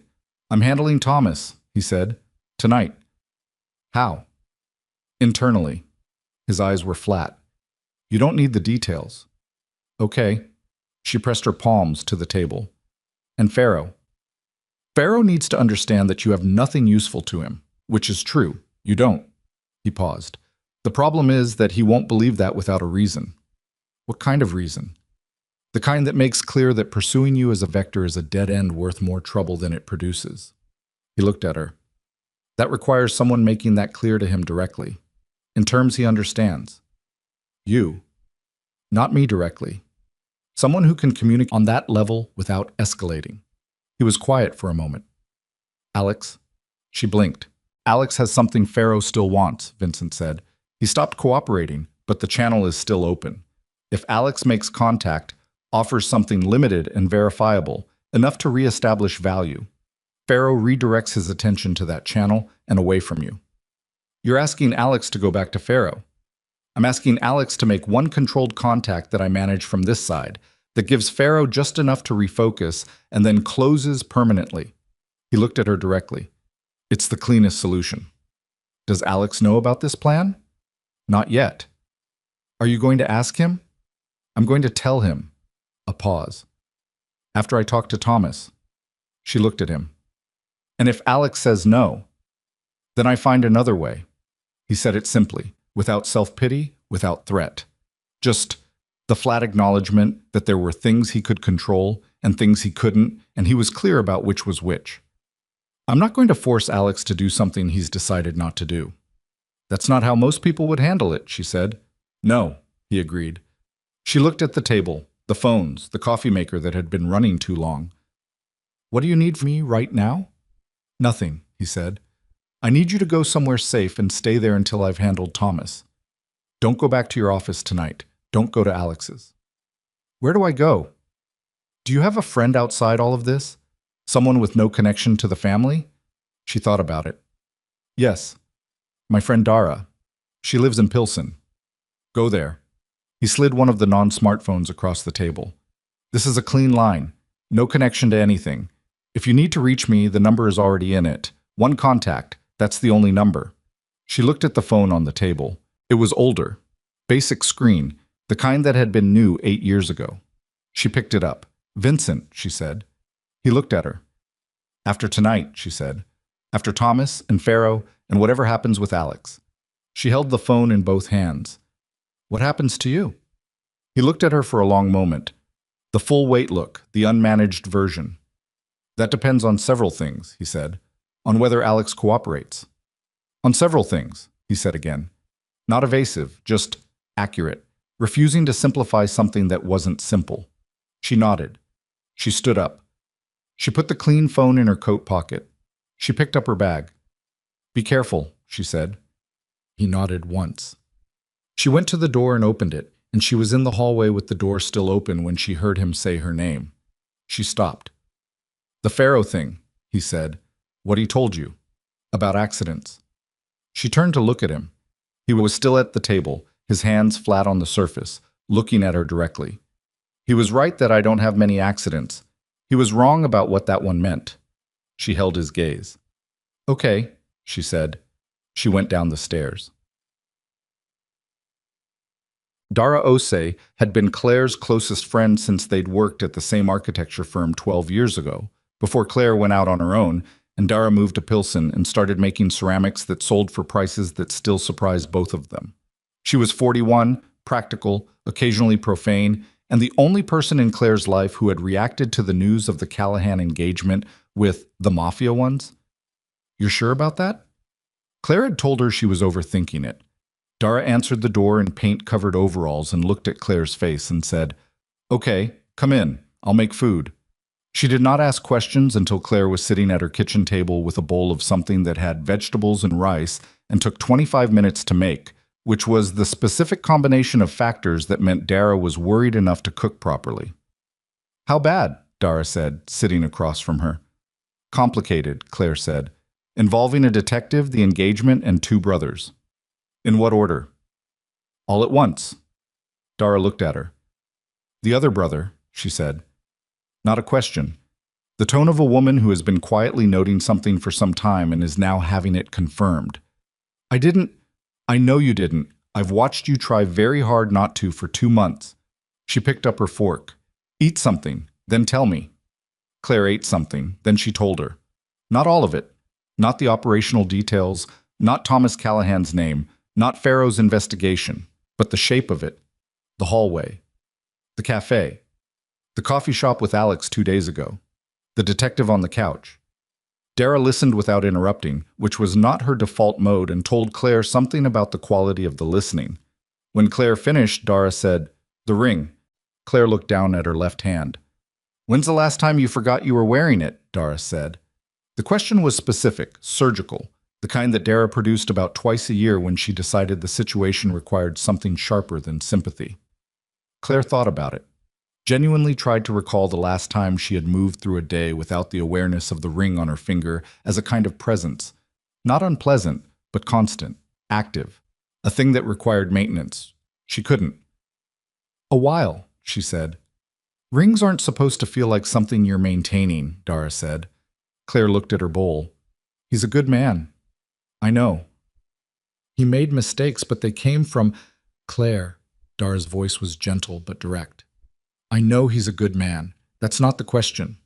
The kitchen was quiet. Outside, something, a cat or a raccoon, moved through the alley with a brief scattering sound. "What's the question?" Claire said. Dara looked at her steadily. "What does it cost you to stay?" Not what do you want, not who do you love. The specific financial, practical question of a woman who had grown up watching her mother run a household budget and knew that love and cost were not mutually exclusive categories. Claire pressed her thumb against the inside of the ring. The ridge of the setting. She thought, I have been using this as an anchor for weeks. The reset. The reminder of what is real.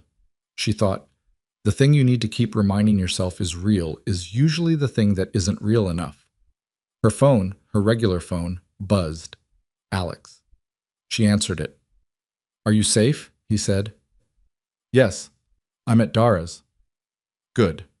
She heard something in his background. Voices. Low. The acoustic texture of a large interior space. "Vincent called me." "I know. He told me he was going to. He told me what he needs." A pause. "Claire, I need to ask you something, and I need you to be honest with me the way you've been honest with me for the last 2 days. Even though the last 2 days have been—" He stopped. Restarted. "Even though it's been hard." "Ask," she said. "Vincent, what happened at the River North apartment?" "He told me about Thomas, about what Thomas did with Pharaoh." She kept her voice even. "He gave me a clean phone and told me to come here." "That's all?" She looked at Dara across the table. Dara was looking at the wall, giving her the privacy of not watching. "He told me that meeting me wasn't an accident," she said. "That contacting me wasn't purely practical." A silence. "And what did you say?" Alex said. "I said I didn't regret it." "The hallway." She closed her eyes. "I told him I didn't regret it before I knew who he was." The silence on the other end was the longest one yet. She could hear him breathing, steady, slow. The breathing of a man who is doing the same thing she had done in the cold stairwell of her office, managing output while the interior machinery ran at full capacity. "Alex," she said. "I need to go handle this," he said. "The Vincent situation. Pharaoh." His voice was controlled, almost steady. "We'll talk after, okay?" "Okay. Don't go anywhere tonight." "I won't." He ended the call. She put the phone down on Dara's kitchen table and she sat with the silence for a moment, and then she said, without looking up, "He's going to do it. What Vincent asked." "Help with the detective thing?" Dara said. "Yes." "Because he loves you?" "Because—" She stopped. She thought about it honestly. Because he loves me, and because his brother asked him, and because he's a man who, when he's out of better options, grabs the one available. And right now, this is the one available. She looked up. And maybe because he already knows. Dara looked at her. About me, Claire said, and what I'm working out. Dara picked up her fork, set it down. And what are you working out? The kitchen was very quiet. Somewhere in the building, a pipe knocked once. Whether the life I was building, Claire said slowly, was the one I was building toward or the one I was building to stop being afraid. She looked at her hands on the table, the ring on the left, the plain skin of the right. There's a difference. I think I've known there's a difference for longer than I've admitted. And the other man, Dara said, not unkindly, he's not, this isn't about replacing one with another. She shook her head. That's not what this is. This is about me. What I've been performing versus what I actually am. Okay, Dara said, simply, not questioning it, not pushing. The clean phone in Claire's pocket stayed silent. Her regular phone on the table stayed silent. Outside, a car moved through the Pilsen street with its radio on, something with bass that passed and faded. She thought about Thomas Callahan, somewhere in the city right now, believing he had constructed a perfect piece of leverage. She thought about Pharaoh, wherever detectives went after hours, probably doing something completely ordinary, grocery shopping, watching television, while a plan he'd built over months was about to be redirected by a phone call from a man he thought he'd lost. She thought about Vincent in River North with his sleeves rolled and 3 phones and a coffee maker that had been on too long, handling Thomas Callahan in terms she hadn't asked for the details of and didn't need. She thought about Alex making the call he didn't want to make to the detective he'd walked away from because it was the one available option and it would protect her and his brother in the same motion, and that was the kind of man he was. The man who found the door that served the most people even when it cost him. She thought, I love him. She thought, that has not stopped being true. She thought love and right are not the same category. Her mother had known that. Margaret Callahan knew it. Dara had known it for years and had the patience to let her figure it out herself. Her phone buzzed. Not the clean phone. Her regular phone. A text from an unknown number. Different from the one Vincent had used to call her. A number she had never seen before. It said, This isn't over, Ms. Whitmore. When Callahan falls, everyone near him falls with him. Think about what you're protecting. She looked at it. She looked at it for a long time. Thomas, she thought. Or someone working for Thomas, making sure she understood the geometry of the position she was in. She picked up the clean phone. She sent one text to the single number in it. Someone just contacted me on my regular phone. Unknown number. Said when Callahan falls, everyone near him falls. The response came in 40 seconds. Screenshot it. Don't respond. Stay where you are. And then 15 seconds later, a second message on the clean phone. Not instructions. Not operational. 4 words. I won't let that happen. She stared at the screen. She thought about a man who spent 11 years controlling an empire that ran on fear and precision and the calculated management of every variable, sending 4 words through a clean line on a burner phone that meant nothing strategically and cost him the pretense that everything he did was strategic. She set the phone face down on Dara's kitchen table. Eat, Dara said. She picked up her fork. The city moved outside the window. The night was deepening. Somewhere to the north, in an apartment in River North and a building somewhere south of the Loop, 2 brothers were doing something she would not be able to watch and would not fully understand later when they told her the broad strokes of it, but that would determine by morning whether the structure she was standing inside collapsed or held. She ate. She breathed. She kept her hands steady, and she thought, whatever she decided about Alex, about the ring, about the shape of her life going forward, she was going to decide it on her own terms, without Pharaoh's leverage, and without Thomas Callahan's threats, and without the performance of someone building the life they were supposed to want. She was going to decide it as herself. She had not been fully herself, she understood now, for longer than 2 years. The clean phone stayed face down on the table. She did not pick it up again. But she thought about those 4 words for the rest of the night, and they did not feel like strategy, and she did not think they were.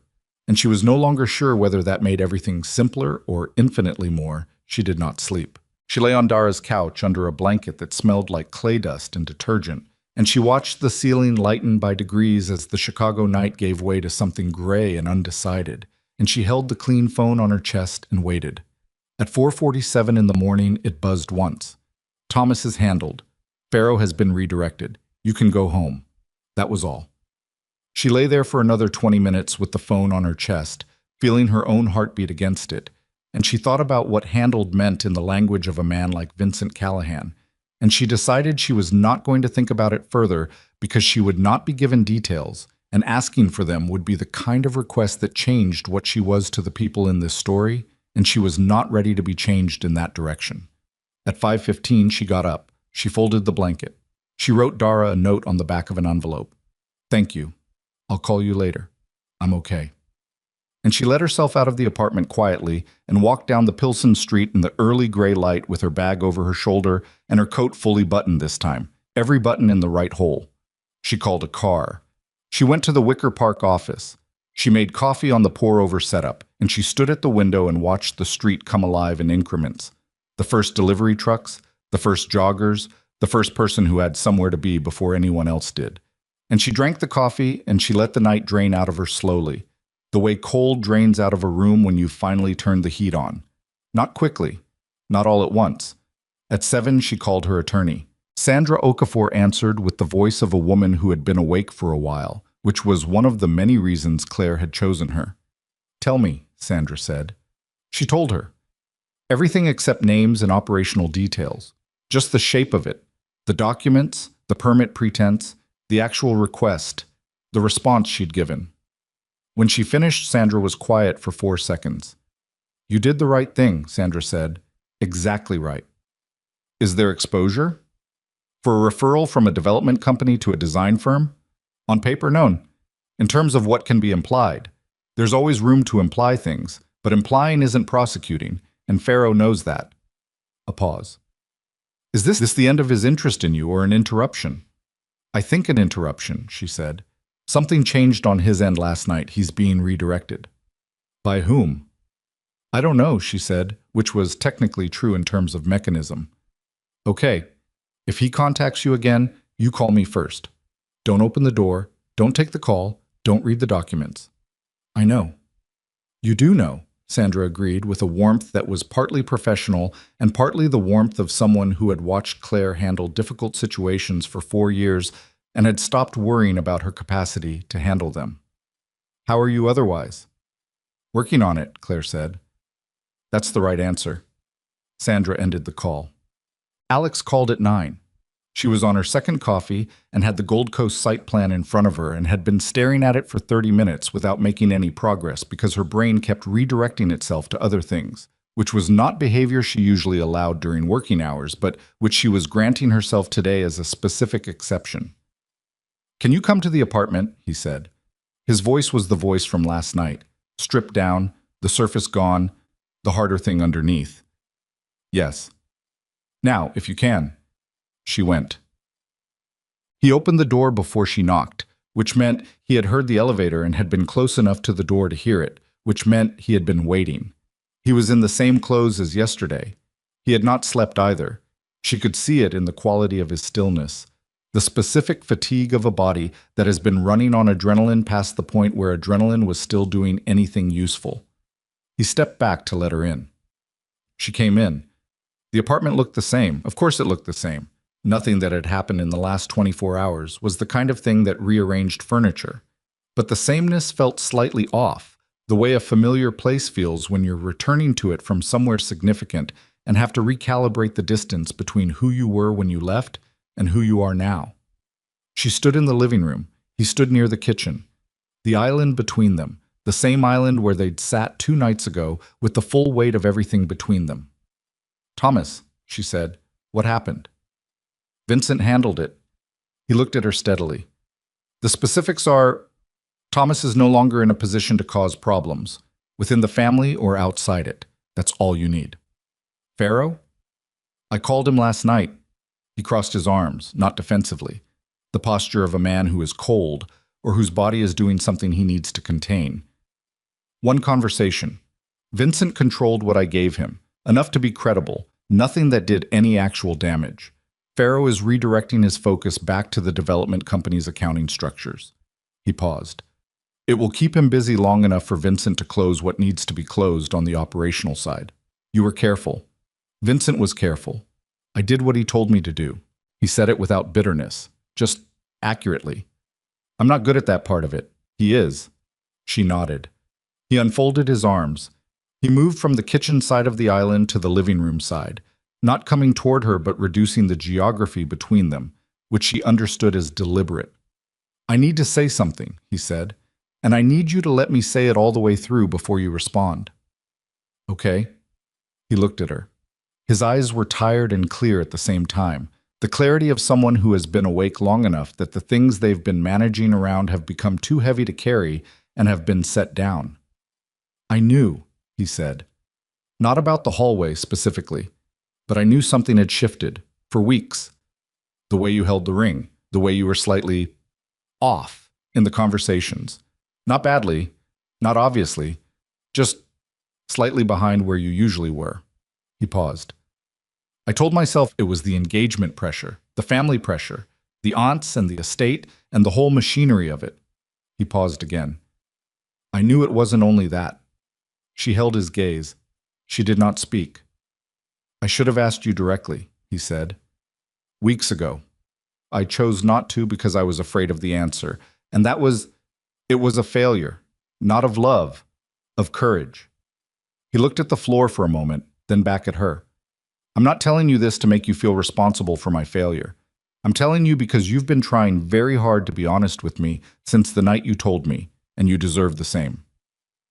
The apartment was very quiet. Outside the Lincoln Park window, the morning had committed to being fully day. Bright, blunt, the kind of October light that had no patience for ambiguity. Alex, she said, let me finish. Not sharp. Just the request of a man who has organized himself to say something and needs to get through it. Vincent asked to meet with you. He told you things about me. He did it in a way that served a purpose I am still. I'm still deciding how angry to be about, but I think... He stopped, pressed his lips together, restarted. I think he did it because he saw something. In you. And he is not a man who acts on what he sees. He doesn't let himself. He's spent 30 years not letting himself. He looked at her directly. And he let himself. With you. She felt the weight of it. The full, actual weight. And I think, Alex said, that I knew the moment he called you. Not consciously, but somewhere I knew. And instead of getting angry at him, I got angry at myself. Because I looked at the way he handled things, the way he handled you, even with the manipulation of it. And I thought, that's what I should have done. Given you the truth before it became a crisis. Trusted you with the complexity instead of protecting you from it. His voice was steady, but the steadiness was effortful, and she could hear the effort, and she loved him for not hiding it. I failed that. And Vincent, for all the wrong reasons, or the complicated ones, didn't. She sat down on the couch. Not because she needed to, because the conversation had reached the kind of weight that was better handled without the additional work of standing. I love you, she said. I want to say that first. That hasn't changed. I know, he said. And I have not. Nothing has happened between. I know that too. He sat down across from her, the armchair he always took, the one on his side of the coffee table. That's not the question, Claire. What's the question? He looked at her with those tired, clear eyes. Are you happy? She opened her mouth. Not right now, he said. I know right now is a specific kind of not happy. I mean, were you happy? Before all of this, were you building something that was making you happy, or were you building something that looked like it should? She thought about the ring she kept resetting against. The life he had described, the dog, the Sunday mornings, the quiet. And the way she had said, I want that too, while thinking about whether the circumstances would ever allow it. The way she had made herself smaller, by degrees, to fit into the shape of the Callahan expectation. Not dramatically, not visibly, just incrementally. The way the water level drops in a container that has a slow leak, so gradual you don't notice until you suddenly see how far it's gone. I was trying to be, she said, honest, fully. He nodded. One slow nod. That's what I thought, he said. The clock in the kitchen ticked. She had never noticed it before, or she had, and stopped hearing it, the way you stop hearing things that are always present. I don't want to lose you, he said. His voice shifted on the sentence, the control thinning, just for that sentence, just enough to let through what was underneath. I want to say that clearly. I am not making this easy for you. I'm not going to pretend that what I think is happening doesn't. He stopped. It's going to take me a long time. I know. But I also. He looked at his hands, then back at her. I am tired of the performance of it. The estate and the family, and the version of Alex Callahan I've been building for 20 years that's slightly larger and cleaner than the actual one. I'm tired of it, and I think you've been tired of your version too. And I think that's the truest thing I can say about why we've arrived here. She looked at him across the coffee table. This man she had chosen 2 years ago in a coffee shop downtown, who had made her feel like the world was navigable, who had reached for her hand in the dark for 2 years without failing once, who had run toward a door he thought might lead somewhere better and had not ultimately been able to go through it alone. What do you want? She said. His mother's question, the important one. He thought about it, actually thought about it, not the quick version, the real one. I want to do what I told you I wanted to do, he said.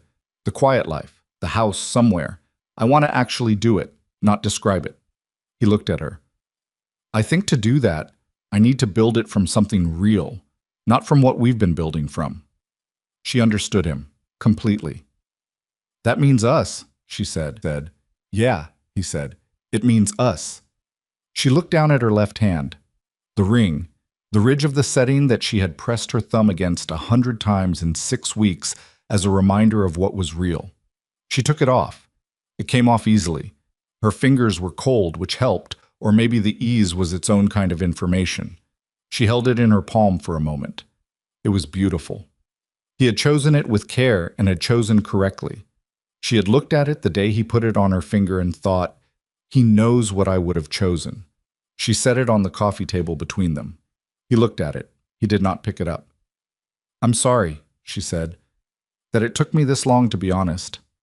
Stop apologizing for being honest, he said, not harshly, with something like exhausted affection.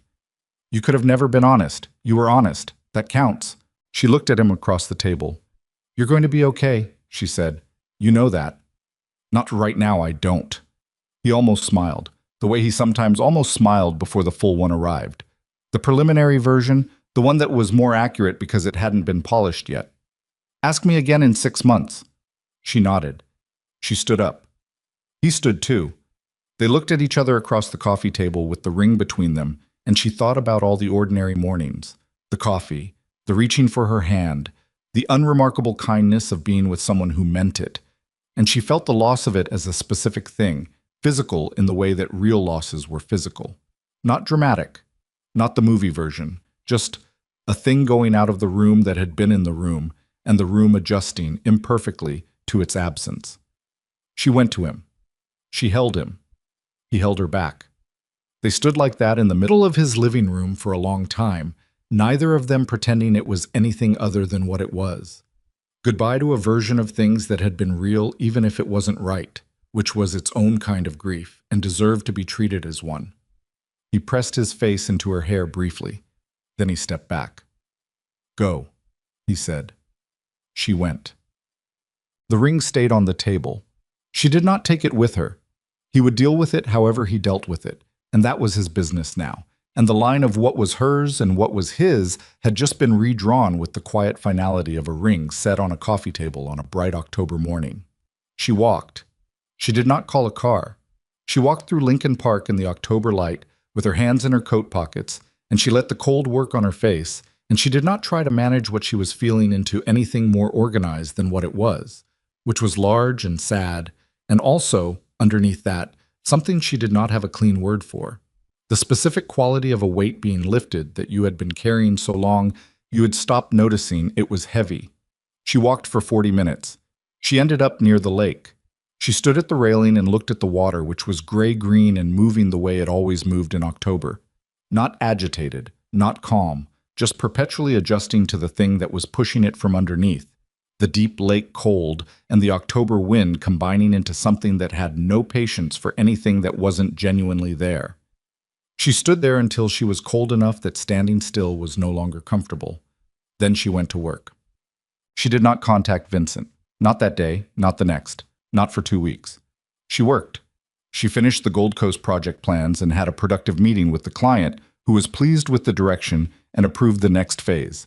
She reassigned 2 projects she had been falling behind on and caught up on 3 others. She repainted the back room of the office. Not Wythe blue, something warmer, a terracotta adjacent to coral that she had been considering for a client and decided to test on herself first. She liked it. It changed the quality of the light in the afternoon. She called her mother on a Sunday and talked for an hour about nothing significant. Her mother's coworkers, a movie she had seen, the price of groceries. And in the middle of it, her mother said without preamble, "You sound different." "Different how?" Claire said. "Like yourself," her mother said. "You've been sounding like someone trying to sound like yourself for a while. This is the regular version." Claire sat with that for a moment. "Yeah," she said. "I think I found my way back." Her mother did not ask what she'd found her way back from. She trusted that Claire would tell her when it was organized enough to tell. That was the specific grace of a woman who had built things alone and understood that the rebuilding phase required more quiet than conversation. She saw Alex once, at a distance, in the 3rd week. He was crossing Michigan Avenue with someone she didn't recognize, a woman about their age, someone from work probably, leaning toward him with the body language of a conversation that required closeness. Claire watched him for about 4 seconds from the other side of the street.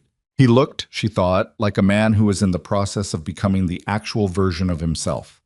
Tired still, but present in a different way. Less managed, less performed. She hoped so. She kept walking. The clean phone had stayed in her coat pocket the whole time. She was aware of it every day, the way you're aware of something you've decided not to use. Its presence felt through its silence, its weight negligible, but specific. A line that went one direction, one number in it. A man who had said, "I won't let that happen," and had not said anything since, because she was beginning to understand, the kind of person who said what he meant and then waited to see what happened next, and what happened next was not a thing he tried to force. On a Wednesday evening in November, 3 weeks after she had walked out of Alex's apartment, she was closing up the office alone. Keiko had a class, the other junior designer had left at 5, and she was putting on her coat, and she reached into the pocket, and she held the clean phone in her hand, and she looked at it for a long time. She thought about what Pharaoh had said, the strategic version, the man who doesn't have accidents. She thought about 4 words through a burner line at 11:15 at night, the specific syntax of them. Not, "I'll keep you safe," not, "Don't worry," just the plain declarative of a man who had spent his whole life being precise about what he could and couldn't guarantee, and had decided this was something he could guarantee. She thought, he is not a simple thing to want. She thought, I have never particularly wanted simple things. I've wanted things I could manage. Those are not the same. She turned off the office light.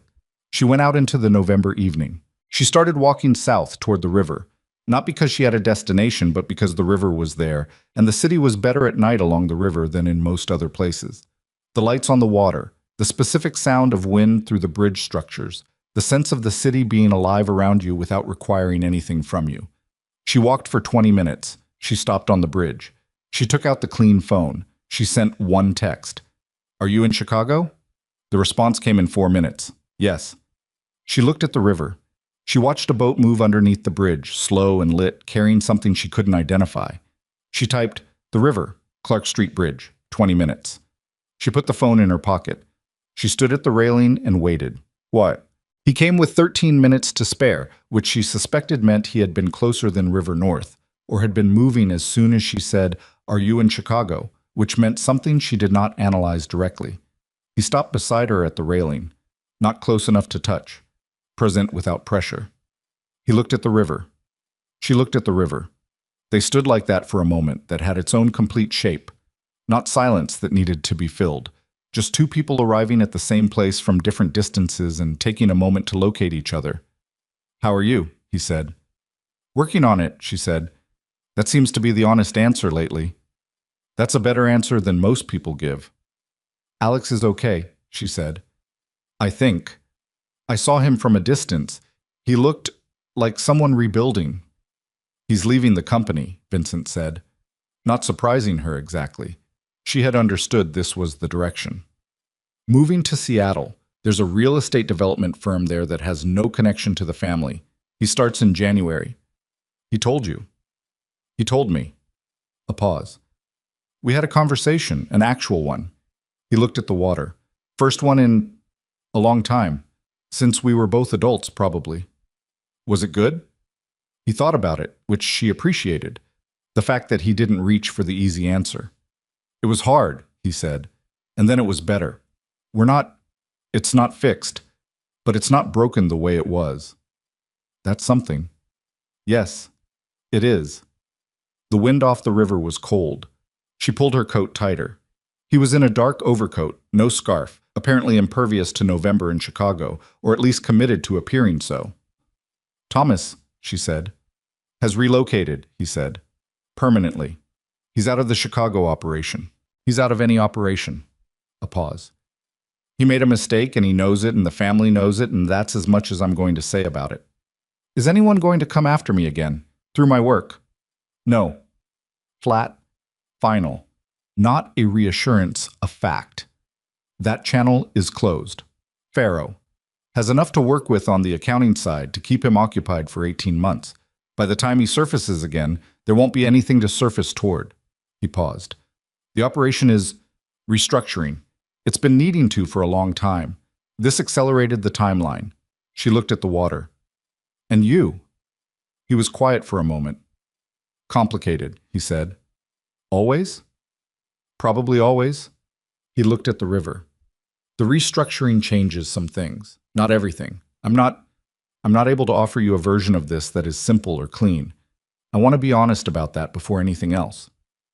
I know what you are, she said. I've known since Alex told me before the engagement party. I didn't walk away from that. Knowing it abstractly is different. You sound like me, she said. That's what I told Alex. Knowing in the abstract is different. He said I was right. A brief silence. You're quoting me, my brother, he said.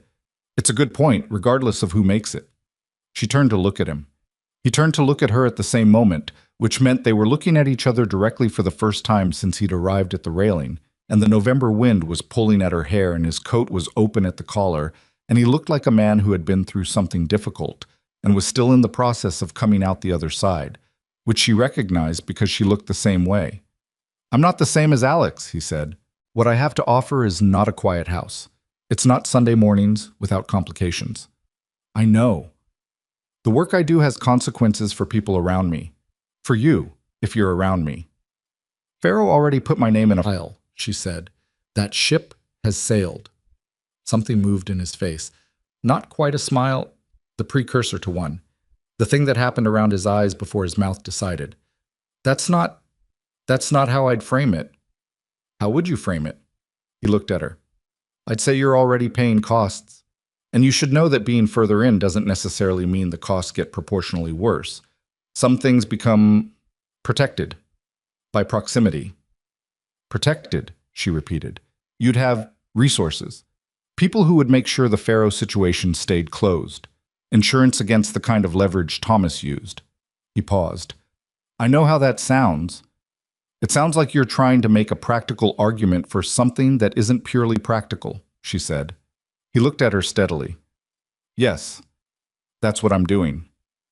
Why? Because the purely personal argument scares me, he said, and I'm better at practical. She looked at him. She thought about a man who had spent 30 years building walls around himself, not for cruelty, but for survival. Not because he didn't feel things, but because feeling things in his position was a liability he couldn't afford to carry visibly. She thought about all the rooms he had been in where people looked at him with calculation or fear or careful management, and how he had learned to read that and factor it in and proceed accordingly. She thought about standing in a dark hallway having kissed the wrong man and looking up into eyes that held none of those things, just recognition. The look of someone seeing something they were not expecting and not yet having decided what to do about it. Ask me the non-practical version, she said. He looked at the river for a moment. Then he looked at her. I think about you, he said, every day. Not strategically.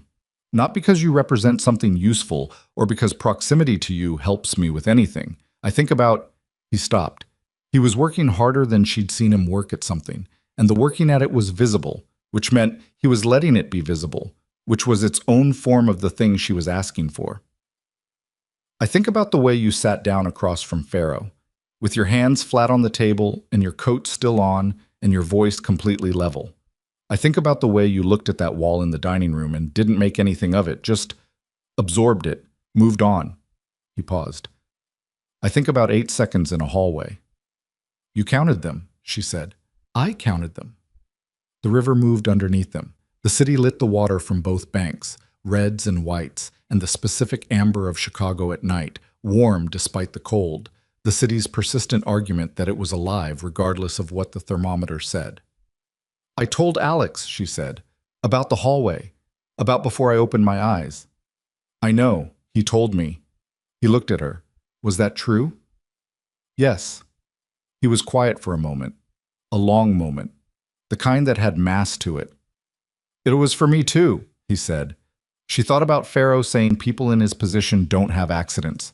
She thought about Vincent saying partly. She thought about the gap between those two things, the strategic truth and the full one, and what it cost a man like this to close that gap out loud, on a bridge in November, to a woman who might still walk away. She was not going to walk away. She had walked away from enough things in her life by increments, by the slow accumulation of partial truths and managed distances, and she was done with the incremental version. She had told herself she was going to make decisions as herself. And this was herself, standing on a bridge looking at a man who was complicated and dangerous and entirely incapable of performing kindness he didn't actually feel. I'm not a person who needs protecting, she said. I want you to understand that. I'm not looking for resources or insurance or someone to stand between me and hard things. I know, he said. You sat down across from Pharaoh. I sat down across from Pharaoh, she agreed. What I'm looking for is someone who doesn't ask me to be smaller than I am, who doesn't need me to perform a version of myself that fits into what they need from me. She looked at him. Every conversation we've had, you've said the difficult thing, the real thing, even when the real thing cost you something. Not always, he said. More than anyone else, she said. He looked at her. I know what I'm walking into, she said. I'm not naive about your world. I'm not going to pretend it's something it isn't, but I'm also not going to let Pharaoh's version of you, the pure strategy version, the man who doesn't have accidents, be the version I believe in. Because I've seen the other version 3 times now, and I think it's real. It's real, he said. It's just not something I know how to carry very well. I know, she said. I can see that. I'm not asking you to be good at it. I'm asking you to not go away. He looked at her for a long time. Then he reached out and took her hand. Not dramatically, not the movie version, not a gesture calibrated for effect. He just reached out and took her hand, the way you take something you've been wanting to take for a long time, and have finally decided the cost of not taking it is higher than the cost of what happens if you do. His hand was cold. Hers was colder. They stood at the railing with the river underneath them and the city burning against the November dark on both sides, and she felt the weight of his hand in hers, and it was not light, and it was not simple, and she did not want it to be either of those things. This is going to be difficult, he said. Yes, she agreed. There will be things I can't tell you. I know. And things that will be harder than you're anticipating. Vincent? She squeezed his hand once. I'm standing on a bridge in November holding hands with a man who controls a criminal empire and I'm not running. You can stop warning me. The precursor happened again, around his eyes first, the thing that came before. And then, slowly, the full version. She had not seen it before. The actual smile, unguarded, the one that had no management in it. It was briefer than she expected and completely different from the one she had seen on him before, not the controlled acknowledgement, not the slight curve that said noted rather than felt. Just a man, for a moment, without the architecture. It changed his face considerably. She filed it away as something she intended to see again. They walked, not toward anything in particular, just along the river, letting the city move around them, not talking constantly, talking when something needed saying. She told him about the terracotta paint in the back room. He told her that he was closing 2 of the less legitimate operations and restructuring into something with less exposure, which he said the way someone says a thing they have needed to say for a long time and are relieved to be saying. She asked if it was because of Thomas and the Pharaoh situation. Partly, he said, which was becoming, she thought, his most honest word. And the other part, she said. He looked at the river as they walked. I'm 43, he said. I've been doing this since I was 29. I took it because there was no one else and I didn't know how to want something I couldn't have, so I took the thing I could have and I made it work. He paused. I don't know what the other thing looks like. I have no template for it, but I think I've been wanting to find out for a while. What other thing? She said. He looked at her. A life, he said simply. Just a life. That isn't only this. She thought about Alex in the coffee shop, describing Sunday mornings and no agenda. The same longing in a different language. The Callahan boys, she thought. Their father had done a specific kind of damage that expressed itself differently in each of them. Alex running toward simplicity, Vincent running toward control, both of them finally, maybe, putting the running down. That's a reasonable thing to want, she said. Is it? He said, genuinely asking. Yes, she said. It is. They walked. In January, Alex left for Seattle. He texted her 2 days before he flew out. Not a long message. Alex had learned, maybe, to use fewer words for the things that mattered. It said, I want you to know I don't have bad feelings. It took me a while to get there. I'm there. She wrote back, take care of yourself. The quiet life is real. I believe that. He sent a single period in response, which she understood as acknowledged, and nothing more needs to be said. She showed the exchange to Vincent that evening over dinner in a restaurant near her office, a small Thai place that she liked for its particular noisiness, the way the clatter and conversation made a private bubble out of any table that wanted one. He read the texts and set the phone down and looked at his plate. He'll be okay, he said. I think so too. She picked up her fork. Are you? He looked at her. About my brother moving to Seattle and my former almost sister-in-law sitting across from me at dinner? Yes. He picked up his own fork. Ask me in 6 months. She smiled. That's what he said. Then maybe it runs in the family. She thought not for the first time that the Callahan brothers were more similar than either of them had spent any time being comfortable with. She did not say this. Some things were better discovered independently. The weeks that followed were not smooth. She had not expected smooth. Smooth was not the thing she'd been looking for. She had spent 2 years trying to maintain smooth, and it had cost her the incremental version of herself, the one that had slowly stopped fitting inside the shape she was holding. What the weeks were was real. Vincent disappeared for 4 days in February without explaining why, and came back looking like a man who had done something difficult and was not going to talk about it, and she gave him the space of it and asked no questions and made coffee. And he sat in her office on the client presentation couch with his elbows on his knees and his face in his hands for about 15 minutes, and she let him. Later that night he told her, in the sparse language he used for things that cost him, that one of the restructuring decisions had required him to cut someone he had worked with for 12 years. He had a family, he said. What happened to him? She said. He's fine, he said. He's out of the organization. He's going to be fine. He looked at her. I made sure of it. She believed him. She also understood that this was the texture of it. Not dramatic violence, not the movie version, but the quieter weight of a man who made decisions that affected people's lives and carried the weight of those decisions without theatrical display. The weight was real. He carried it imperfectly, the way humans carried things, sometimes stoically, sometimes in her office with his face in his hands, sometimes in the specific flatness of his voice when he was talking about something that cost more than he was showing. She did not try to fix it. She did not manage it away or smooth it over. She was present with it, which was not the same as approving it, and he understood the distinction because he understood distinctions. That was one of the things about him. He understood distinctions. In March, she got a commission in New York. 6 months of work. High profile, the kind of project that would move her firm into a tier she had been working toward for 5 years. She told Vincent over the phone. He was in a meeting when she called, stepped out to take it, which she had come to understand was his version of making something a priority. New York, he said. 6 months. I'd come back on weekends when I could. A pause. You should take it. I know I should take it. I'm telling you. A slightly longer pause, the one that meant he was deciding what to say. I have business in New York approximately once a month, he said. That could work, she said. Yes, he said. It could. She took the commission. She was in New York on a Tuesday in April when her phone rang with Dara's name. I had dinner with him, Dara said without preamble. With Vincent? He came to Pilsen. He bought a ceramic bowl. He paid too much for it.